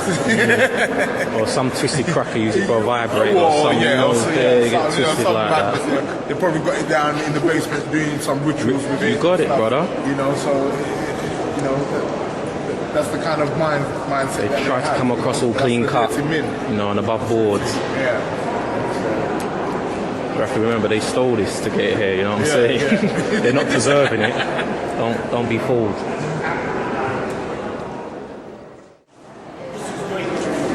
Limestone tired, the Great Mother, flanked by two Herus. So this is awesome. The two Herus, where you get your Lilith paws from. Yeah. This is the Great Mother. The Great Mother, yeah. All right. You see her at the center of the Zodiac. Yes. Can you just give us a little insight into that? Give us a little insight into that. A representation why she's at the center of the. Giving birth to the universe. She is the Great Mother. And the little dog that she's giving birth to, the original one was Set, pre-dynastic Set, in which all of the dynastic gods get their attributes from. So the pre-dynastic Set was the primordial god of all time, mother and son, Tyre and Set. And a Typhon and Set. And Later on, although he was relegated as the adversary in the dynastic, the actual attributes of Osiris, Tahuti, Horus, and Anubis, because it's hard, the elder said all of that was set. All right. You see, he said all of that was set at the pre-dynastic set, you know, and so all of his attributes, you know, yeah.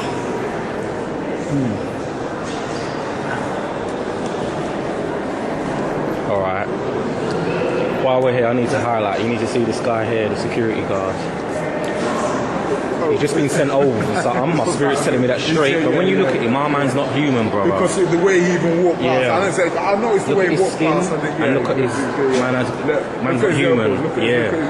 He ain't human. Some clone is just being freshly come out of. As soon as he walked past, I felt it. As soon as he walked past, I felt it. Then I looked at him and you can I see the way he was looking at us and all that. Look. He's got an agenda and he's machine. That's robot. Mechanical.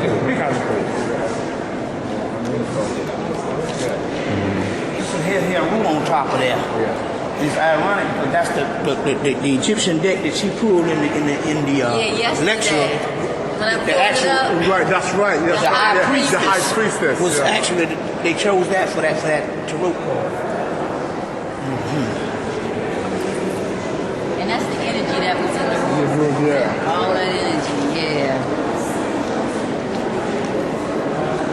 There's a little right up. Who in the world gonna lift all this? What you thinking the same? I'm like, this is no way. Come on, man. I mean, even men, I don't care how many men are gonna. You're talking. They're gonna push you need like 50 men at least. Even though 50 men now don't think could budge this. I don't think you need so. some real heavy machinery. Yeah, you do. See that? I don't know what he's done. He's got some agenda. Yeah. He's probably out Trisha. Look.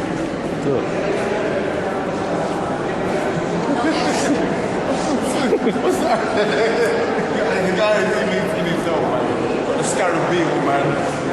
You know? No, these are the victims. They didn't bring these. Stuff that they bought for the museum, the exhibit from the British Museum, they didn't bring these big pieces. Yeah, right. They just gave you some little. Well, there was a lot of it, but it was stuff that it wasn't one little pieces like this big scale. At least this.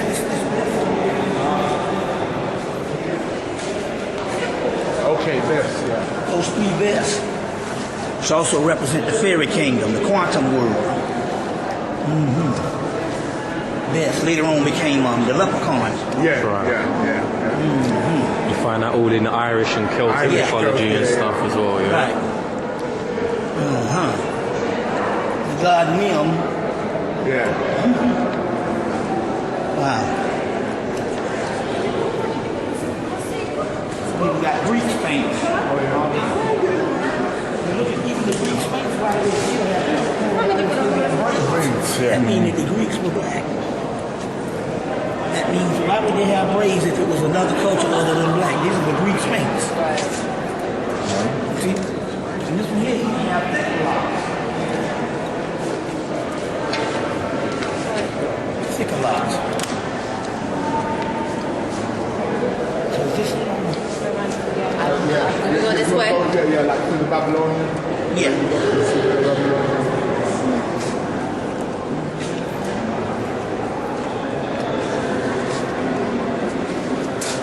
That was a shrine for Amun Ra.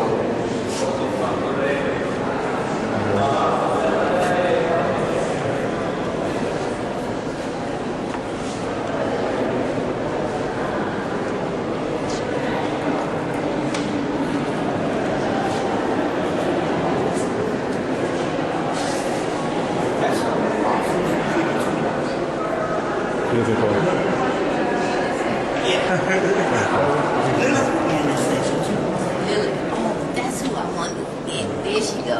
Queen of the night. Yeah, Lily. they got these two warriors going to war. They show a man, but they show a monster. So in so many words, the monster also represents the power inside of him. Right, that's right. You got to look at that face. That's what I'm Yeah. But when you see that now, I think that's they will take that story logical.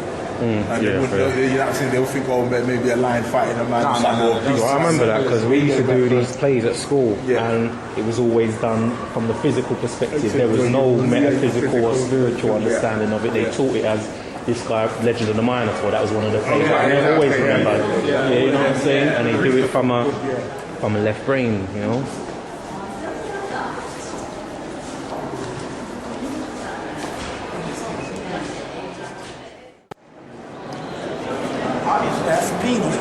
Right, real talk.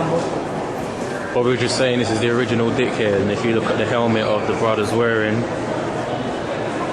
kind of makes sense. Sorry, dude.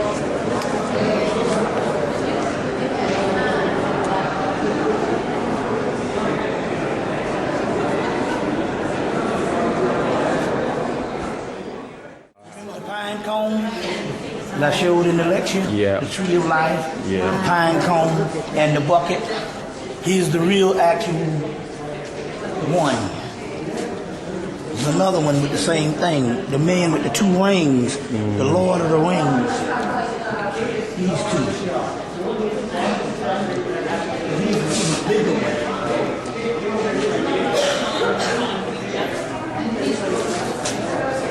Eagle-headed man. Also, that's a representative of Horus too. But the eagle represents the eastern state. Pine cone is the pineal gland and the bucket of water. Then they got a man doing it over there. Wow.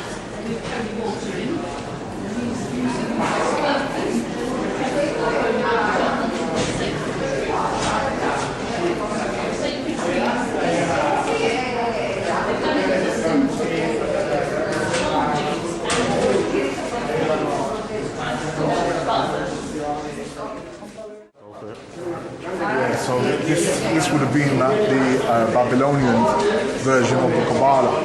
You understand? So all cultures had it. We've had it in the Temple of Kamombo, ancient Ken. They obviously have it. That's what the so-called fake Judan is. The fake Jews running around now trying to, you know, promote and claim that, oh, it's their thing, they're the chosen people. But obviously we can see there, it's evident that you see the different spheres of the tree. You know what I'm trying to say? So that was their version of the Kabbalah there, you know, by the Babylonians.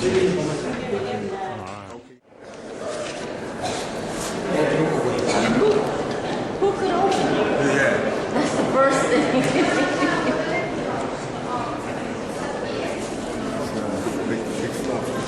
Jack and the Beanstalks.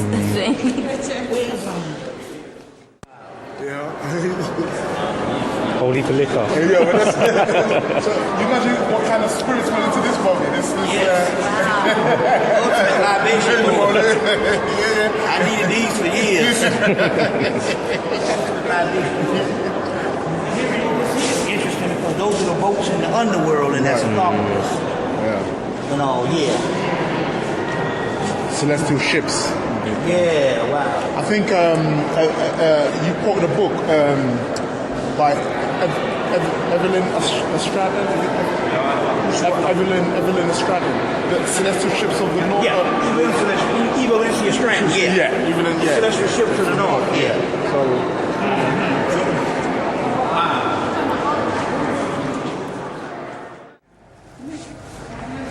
Looking at actual panels from the Book of the Dead.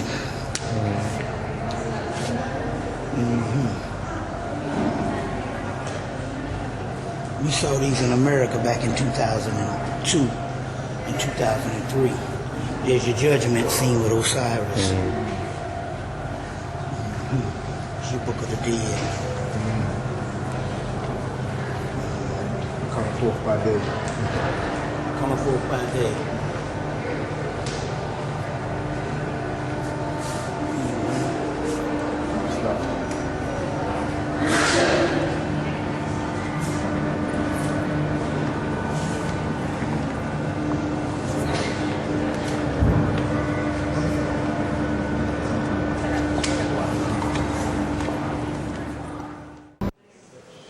Say that again, bro. These are pictures of Lilith. They're real small. If you look at her face, Okay, you can see the crow's feet. black woman's legs. This is the bigger one. It must be in another museum. Or downstairs. Yeah.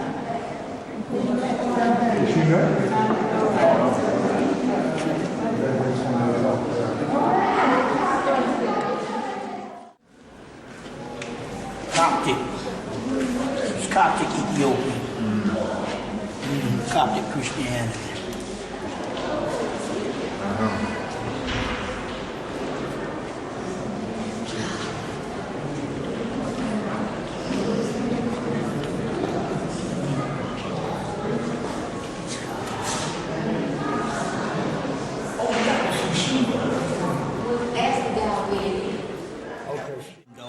Say that again, B. The original ones. So everybody had their own little magic up under the cultures, even in later cultures. They never abandoned their magic. And you saw that even in the movie Gladiator. They had dogs? Yeah, the soldier, when after they killed his wife, Maximus, in Gladiator, he had the dolls of his wife and his child. And the black guy was asking him, he goes, what are those? And he goes, those are my wife and child, my wife and son, and I speak to them. And he goes, what is it you say? And he says, I tell my son that I'm going to meet him again in the afterlife. And he goes, what I tell my wife is none of your business. Yeah, that's what And he had the little dolls. He had the two little dolls. Okay.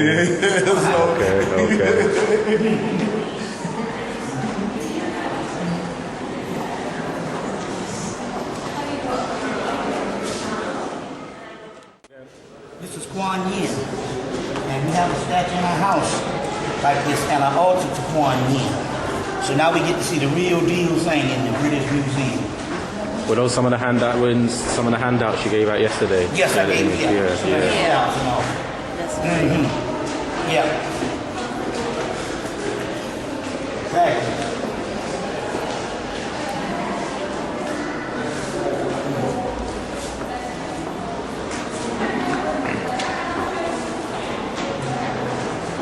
See, look. The mudras, I just want to highlight as well the mudras and the gang signs. Yeah, the gang signs, yeah. Right there. So when they're saying all that East Coast and stuff, that's... And this is the whole Indian tuggy thing, you know what I'm saying? It's all related. The thugs, the tuggies, the slang and the gang signs, all of that comes from a root. And we're very close to that root. And they all symbolize, you see, they're symbols because they symbolize, as they're doing that, they're sigils. So as they're doing that, it emits specific energies. Because as the nerves are connected to certain glands in the body, when you do that, you let off the body lets off certain secretions now that takes it into all higher realms, you see. So it's deep stuff. People would just see that as this thing, but that's just by doing that, you'd be amazed what that can, what it's doing in the body. It's like currents, and you got different currents that flowing through. Exactly. The goddess Tara. Another one of my altars in my house is the goddess Tara. And it's a shapely and a hiply Tara also. Succulent, rich. Tara, earlier form of Kuan Yin.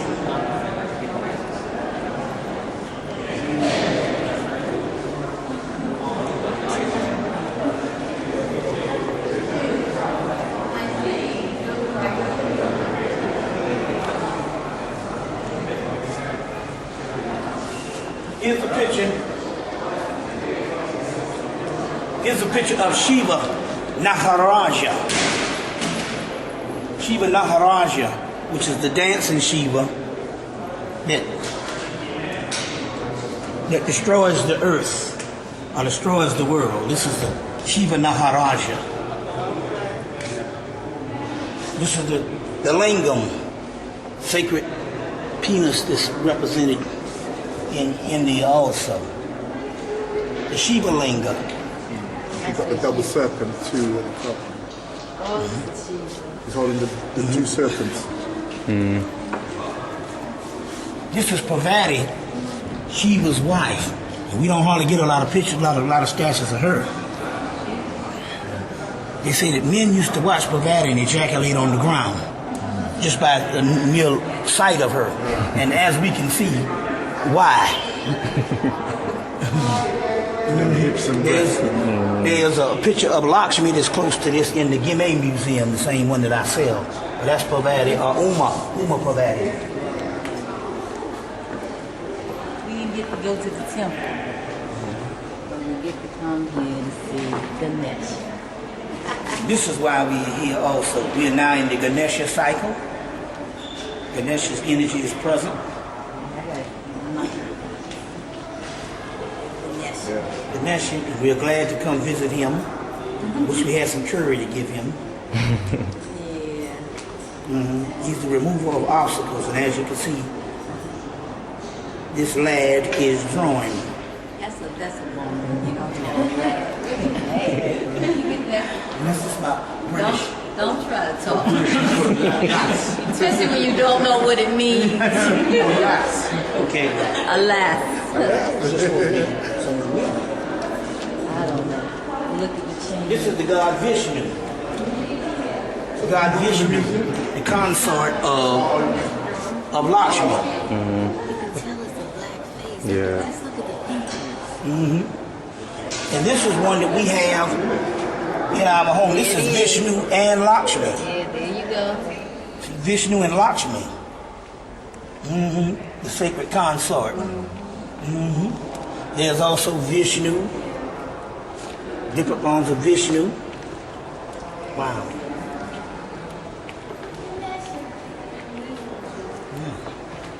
Look at this sister. Mother goddess.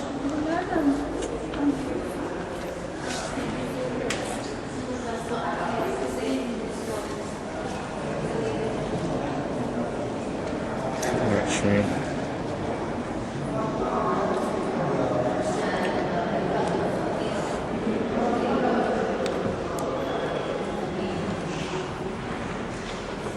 And this is the famous Shiva Naharaja trampling the dwarf of ignorance. He's trampling the dwarf of ignorance. This is Shiva Naharaja, Shiva the Destroyer. This is a great one. Wow. South India.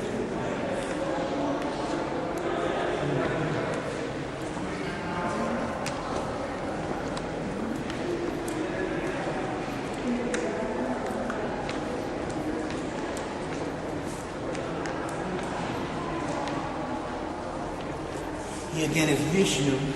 Oh, this is nice, man. Nah, I've not been in this section before. You know? I've never been in this section before. I'm just looking at this, I'm like, why haven't I not been here before? Yeah, this is big, this is nice, this is nice. I mean, it's big in here, it's big. It's humongous. So it's just reinforcing more and more that these fuckers went all over the world, you know what I'm saying? They're just ripping off the culture. Look at this brother here, man.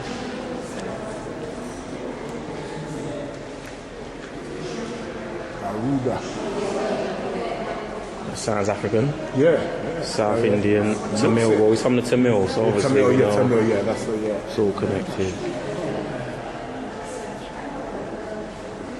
But no, it's just about the tones. Yeah. Garuda. That's the form of what's the name? Rise the Garuda bird and Vishnu. Okay. This is a form of the mother, and she's suckling. Krishna is suckling her. Krishna is suckling the mother. And laid back. This is a big one here. This is Shiva Parvati, or Shiva Uma, the divine consort, and his fine lady, chilling See what I'm saying? And she has the Sucking on some gin and Trident. juice. Got the trident.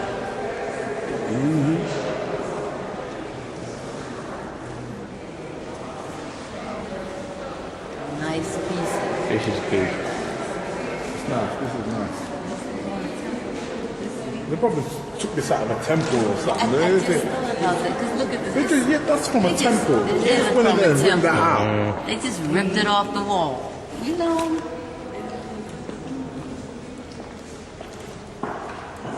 Definitely from a temple. It's off.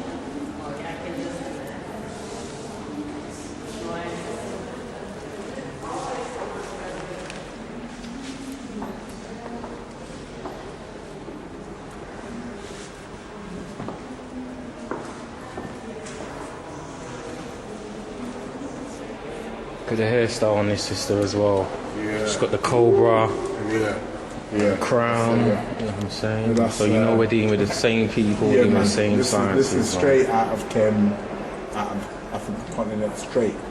No, it's but so maybe look at the hair. Look, that's-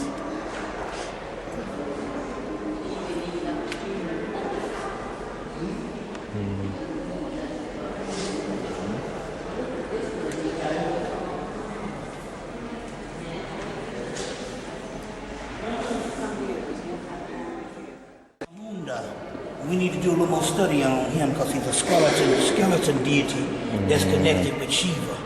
So he's a deity of the dead. Yeah. You see, you know. It'll probably be like Osar or like Or something, we need to do underworld stuff. You know? Right. For the gay day spirits as well. Yeah, they're yeah, coming. and stuff, you see, Yeah. you know. He's sitting on a human or something, but it's a skeleton deity.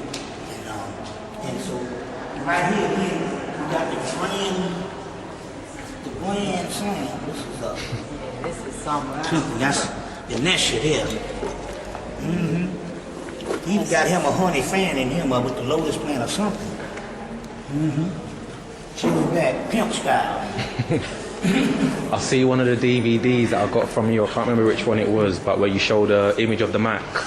The Mac. Yeah, then you show the saw with Now, yeah. This is the ultimate form of what was earlier segment is now Durga. Durga killing the buffalo demon. Buffalo demon represents the matrix. Right. Represents the matrix. And just going back, two things that just jumped out at me with Chamuda. So there's a place in Africa called Zamuda. So I'm wondering if there's any connection there. And then I looked right over there, and look, it says the temples of Orisa. But it's interesting you say that, but I want to show you this. Look at that. Temples of Orisa. Orisa. Oh, Orisha. So there's got to be some link. There's no coincidence. There's got to be some link. Because look, I'm going to show you one of the ones that they would give to give a museum. Give a museum, they would give the more of the black figures. Wow, yeah, straight away I see that. This is Vishnu now. Oh, is that Vishnu? That's Oh, yeah. Vishnu. Look at that. Look at this. And this is Shiva.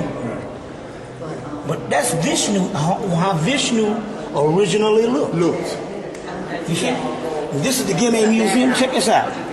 That's Vishnu, how Vishnu originally looked. Like he from Ethiopia, like he from Nigeria. He looked West African. See? And that's Vishnu. That's coming from the Kushite people, or the untouchables and all of them people, Dravidians. Yeah. You see what I'm saying? And these are the stuff that they... You can see it right in And check this out. This is a place called Kashmir. Kashmir is now in Pakistan, and that's where they be fighting and all that. You see? Kashmir, and they got a whole Shiva cult called Kashmir Shaivism. It's a Shiva cult. And this is the black thing, you see what I'm saying? And you can tell right here, if they didn't knock off the nose, it would look like this. This is a form of Shiva. This is the stuff that they give to the Gimé Museum in Paris. Right. Look at this, look at this. Durga. That's Durga looking African. That's the original segment. See, they would never show And look where they got it way in the back. This is where it comes from. I know. This is where it comes from. Here's another Shiva and Parvati looking like the brothers and sisters on the continent. And this ain't the only Egyptian. They look West African. See what I'm saying? They look West African. That means that these are from even the earliest forms of the cults in India. And they will show these in the back of the stuff. Now obviously, if they got the two things on the side that's preserved, they rub the face off of this Vishnu because it looked like this brother down here. Look at Lakshmi. Oh man, look at the real, you see? Look at the real Lakshmi. I've never seen this over there. Look at the real Lakshmi. And same thing again, Kashmir. Kashmir. Look at Vishnu. So it's not inconceivable when my man, what's his name? My man Bay from. Ivan said some. The brother that said that the Shang dynasty comes from Shango. Right. But there you go. Look at this Lakshmi. Look at this Lakshmi. I know, it doesn't look like that sister. I know, the reading. Look at that Lakshmi. Look at Shiva and Parvati. And look, they have these all the way in the back. Way in the back of the museum on a turn thing. You see? Look at that Lakshmi. That look like Big Mama. That look like Yemenya. Look like she's stirring up some pancakes on the way. Ancient mama stuff. Look, this is Pakistan and Afghanistan. That's where the brother was from that came to visit us and stuff, you see. You see. And here is Shiva and Parvati. Punjab Hills. Got the Nesha down there chilling with them. All our stuff. It's amazing. This is probably worth $1,000, $1 million, because the simple fact here is you get to see something that they don't even put in the book. And this is the stuff they sell in museums around the world because they don't want to. They're going to get them out of India, like this Vishnu brother right here. Yep, the truth will be told. Out of this world. That don't look nothing like these with the pointed nose. These are the regular ones that they show in the museums. The Shiva, this is the Parvati that I talk about. That's a Shiva. But look at this Shiva. Look at this Shiva down here. Look at that Shiva down there. See, when you get the stone, that means it's older than the cast. The cast that they started doing later. This is the real deal. Right. And look at that afro. Now look at this. This is the Shiva. Look at that bush. I know. I see. That's what I'm saying. Look at that bush. You tell me that doesn't look good. So today we have actually uncovered stuff for the people. I was talking about going to the one in Paris, the Guimet. In Paris to see all that. No, they got it right here in the British Museum. You see what I'm saying? That's the original. When you get the stone, that's the earlier forms. That's the earlier forms. Different things of Vishnu. Vishnu and his consorts. Shiva. Well, I'll be damned. Look at this brother right here. Look at the nose on that brother there. And the nose on that brother there. Those are African-looking noses. Even the phenotypes. I know Africans like the Maasai got noses like that. Look at that. That's another. Check out that brother.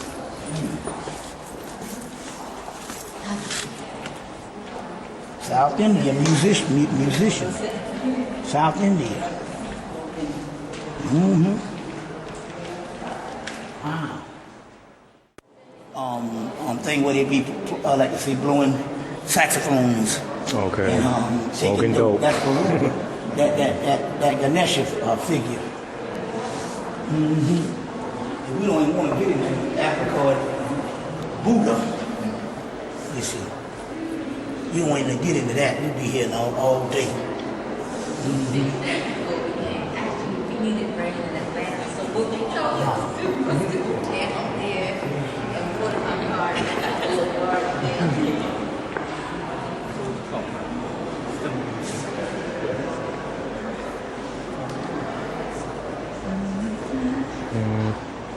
This Shiva here, this statue, same thing.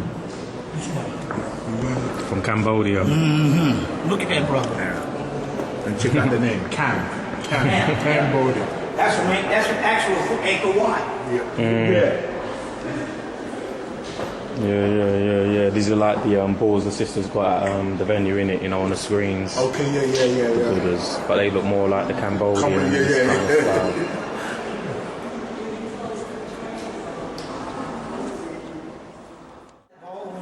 They had a knife like that that came alive. And the movie Shadow. Look at that, that's African figure too. And that looks like the dagger. You know where you seen that dagger too? The golden child. That's where I saw it. Right. The golden child. I remember the child was from Tibet. The same dagger with Eddie Murphy.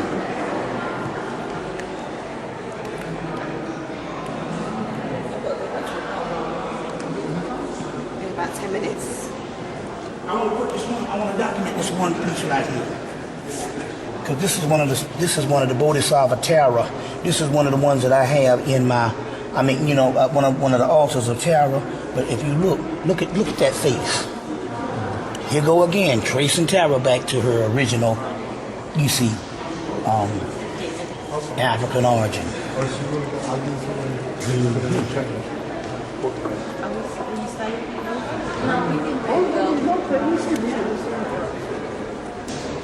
Yeah, but we couldn't go around.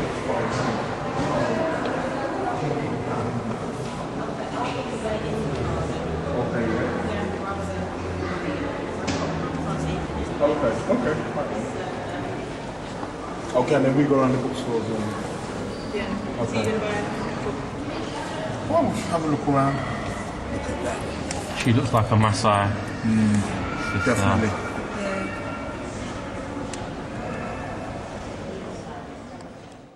Okay, this is a snapshot. This is of the funerary rites of Uncle Kansu, me in a former life.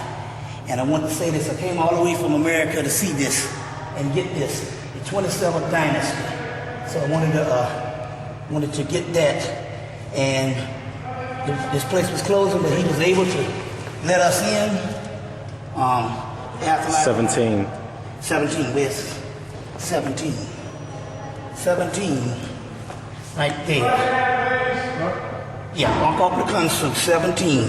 This Occult 17, the snapshot, and this is the actual papyrus. I was able to get that. Man. Yep. All right. In the British Museum, was able to get a funerary rite of me in a past life. And after they shut down and they still let us in. All right. Okay, 27th dynasty. You should come earlier. Yeah, okay. Alright man, we're just leaving the British Museum now. Yeah. We've got some footage, yes. Bobby, can you just give us a little overview, man? Well, I wasn't expecting to find a funerary sarcophagus of when I was in Hemmitt. I had already known about it, but I wasn't expecting to find, a funerary painting of one of my incarnations on Earth. But we did find it, and we also, the highlight was to find the African origin of India, the Kushite forms of Shiva, Lakshmi, Vishnu, Durga, and all of those in their original Africoid forms, you see. That was the highlight. All right, coming by way of Kashmir, yeah? Kashmir coming from Kashmir, which is now Pakistan. And they still worship some sacred science called Kashmir Shaivism. If you ever get your hands on some of those books, it's real interesting stuff. A lot of Kundalini material and stuff coming from those texts. Mm-hmm. So we were able to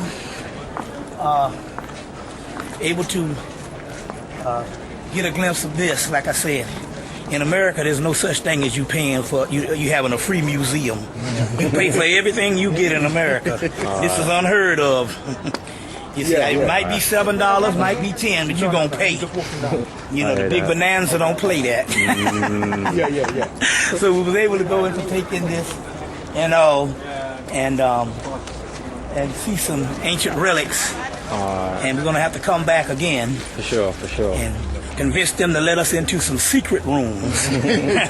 Well, as you saw, they opened up the room for us after it was done, locked off, closed up the room, so the spirit just kept the flow going. Right, because I needed to see this funerary thing. But what happened was I went down and found a book, and a book of British Museum, and come to find out they had this funerary text that I didn't know that they had. It was right near the Book of the Dead, right in the same case with the Book of the Dead. And so we had to rush back up. And they were closing the museum down, that section down, and the guy let us in for a few minutes to document it, and that's great, you know. So because we had seen it earlier, but we had no way of knowing, you know. So that's number one. All right, peace. Any little feedbacks about the whole inside? Listen, anything? Man, amazing. I've been here before. I've never, you mean like you were saying, said the same Darren, thing. you know what I mean? I've never been into that to the ancient Indian, you know, the ancient Dravidian of our people. Yeah. I've also been told to check out the Victoria and Albert Museum, that they got a whole heap of stuff there as well. Yeah, like the ancient Indian stuff as well. You know what I mean? So and just right at the back there, they just had all our stuff. You know what I'm saying? You saw the gods and the goddesses, Lakshmi, Shiva, Parvati, all of them, Nubian. Black faces, Asian push-out faces, no argument. You could see the relation between the Indian and the Kemite stuff, the serpent, you know, Kundalini energy, the hairstyles. We found an ancient statue of Shiva, I think it was, with an afro. With a fro. Yes. And one of the first ones as well, because it was in stone, and you know that. That's right. What Bob was saying, you know, the stone one comes first before all the casting of the iron and stuff. You know, but they had the stone, but it looked like a fro like Queen T. Yeah, that's right. That's right. Big fro. You know. All right, well, man, we're feeling blessed. Definitely open up some new channels coming through here, things that we've never seen before. Definitely. All right, we're going to continue, hit a couple bookstores and stuff, yeah? Okay, yeah. All right, we're going to continue the journey, man. Oh, yeah. Oh, yeah. All right. You know. Peace. Peace. Rolling. And we end this documentary bonus footage at Cleopatra's Needle. Cleopatra's Needle, shipped over from ancient Egypt in commemoration of, as a gift to Queen Victoria. I think that's how it goes. It's flanked by two Sphinx. They say it dates back to 1500 BC, was erected in honor of Thutmose III. Yeah. Wow. So it's actually his obelisk. Yeah, that's right. Okay. Built to last. We saw him in the British Museum today. That's right. I think they just have a tendency to call all obelisks Cleopatra's Needles. Yeah, that's what they was calling them in the Victorian time. Yeah. Right. They was calling all of them Cleopatra's Needles. Yeah. Right. Here by the River Thames or the River Isis. Yeah, River Isis. Right. So that's River Isis. Isis River, you know. You know, and I'm pretty sure even in the ancient world. Get a thing of that Ferris wheel. This goes out for you, Sister Delbra Morris. She got into Ferris wheels for some reason the last couple of months. And so we got the big one there for her. Okay. Yeah, I tell you. All right. You know, so, and I'm sure in the ancient world, these waters would have been joined, like the Mississippi River, the Nile, the Amazon River, you know, all those were, you know, because the Mississippi River is still, that's the River of Isis. If you look in the word Mississippi, you see the word Isis. Here you can see Big Ben, you know, which is, Big Ben is down the, can you see Big Ben? Benjamin Banneker. Benjamin Banneker. They loved this clockwork so much until they built the biggest clock in these hemispheres for him. Big Ben. You had that. So yeah, this is Return of the Ancients. You know? For sure, That's for right. sure. I'm telling you. You got the Amarcus. Amarcus. Two of them. God in obelisk. The peanuts. The Tekanu. The Phallus. Yeah. Osiris.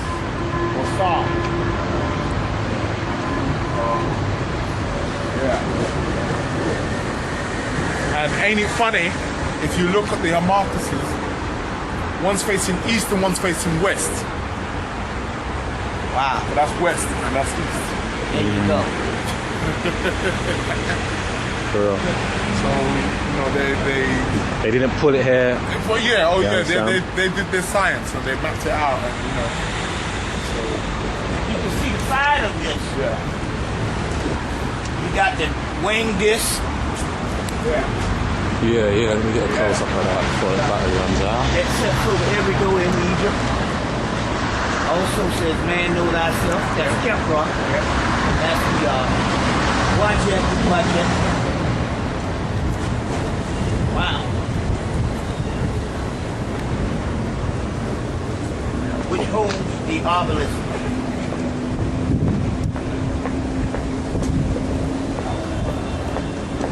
Well, they said they removed it from the Greek dynasty to Alexandria, the royal city of Cleopatra. It was there erected in the 18th year of Augustus Caesar. Augustus Caesar, excuse me. BC 12. It was erected by Tutmosis III about 1500 BC. Speaking of Tutmosis III, and it's interesting here because it said it later on. That's Tutmosis III right there. Is it gone? No, I'm rolling. It interesting said that it was later on added. There was inscriptions added by Ramesses the Great. And the reason why that, because Ramesses was good for going to take older monuments and stealing them, putting his name on them. Okay. He was famous for that. Yeah. Big ego. Yeah. Had 90 children. His name is on more monuments 60 than children. any. He died at 90. Yeah. He's got more names on monuments than any other pharaoh. Right. And most of the monuments was built before he was even born. But he did build a lot in his time, master builder. Yeah. And before him, well, before Akhenaten, most kings were not really interested in showcasing their wives and exalting their wives. And so Ramesses did learn something from Akhenaten, because after that he built the temple of Nefertari right by Abyssinia, right beside his tomb. And he was inspired to do that by Akhenaten, who elevated Nefertiti. So and even the name Nefertari. Nefertiti means beautiful one, Nefertari means most beautiful one. So, it's interesting. But he was really affected by the Amarna period. You know, and that's why we have a big temple to his wife that you get ready to go see in August. Do a ritual for me. Oh, definitely. I'll be. You're gonna see the DVD, man. You for ancient future. UK. That's right. You're gonna be seeing that. That's like exclusive ritual just for Bobby. I'm gonna be there with the tarot cards, the alcohol, the libation, everything. Yeah. I might just bring the temple back. But I have a special relationship to the Temple of Dendera and the Temple of Hathor at Dendera and the Temple of Edfu with Horus, especially the Temple of Hathor at Dendera, because I elevated that in my first Dogon lecture back in 2000, back in '92. So that's very special, I'm telling you. So you got to see a few of the sites now, Bobby. I know we just swung by them, but what do you make of London? What's your makeup now? It reminds me of a composite of New York and DC, except when you get to the older part. Buckingham Palace and all of that. But it's got a little more things you can do as far as that British Museum was very impressive, especially to find a stela of my past life there, pirates. So, but it's very interesting. And what I really make of London is just the tons and tons of black people walking around, looking like Harlem, and you would never know this. I am baffled. If there's anything that I can say that I've been kept in the dark about here is literally And I had a chance to come here years ago and didn't really want to come because the simple fact, I didn't want to go no place with all them white folks and no black folks. I understand that. I hear that. I said, why I want to go there? Ain't no black people over there. Well, look at this. Yeah. I've been lied to. You know what I'm saying? They've been over here for the past 70, when the influx came. 50s, 50s, 60s. Right, with the 60s and stuff like that. So my point is, they've been over here a while. That's right, you got generations now that have been born being born here, you know what I'm saying? Right, exactly. A good 4 or 5. Oh, yeah. I'm looking like 50, 60-year-olds. Yeah. And like, really. Right. So, it's just like Chuck D said, you know, get yourself a passport, you see what I'm saying? And that way your perception of things can be proven only by you and not other people. You see what I'm saying? For sure. It can be dictated by you. But that is one of the major things, you know. But then again, on the other hand, all things will be revealed in the end. The Gospel of Thomas, Nag Hammadi Library. Nothing will remain in the dark. And the UK gods is basically, you see, sure. Time to shine. Yeah. Time to shine. Your time has come. For sure. But we're standing here, I think all these were brought here not by coincidence. No. They're triggers and catalysts. Right. To remind us of the linkage that we have from...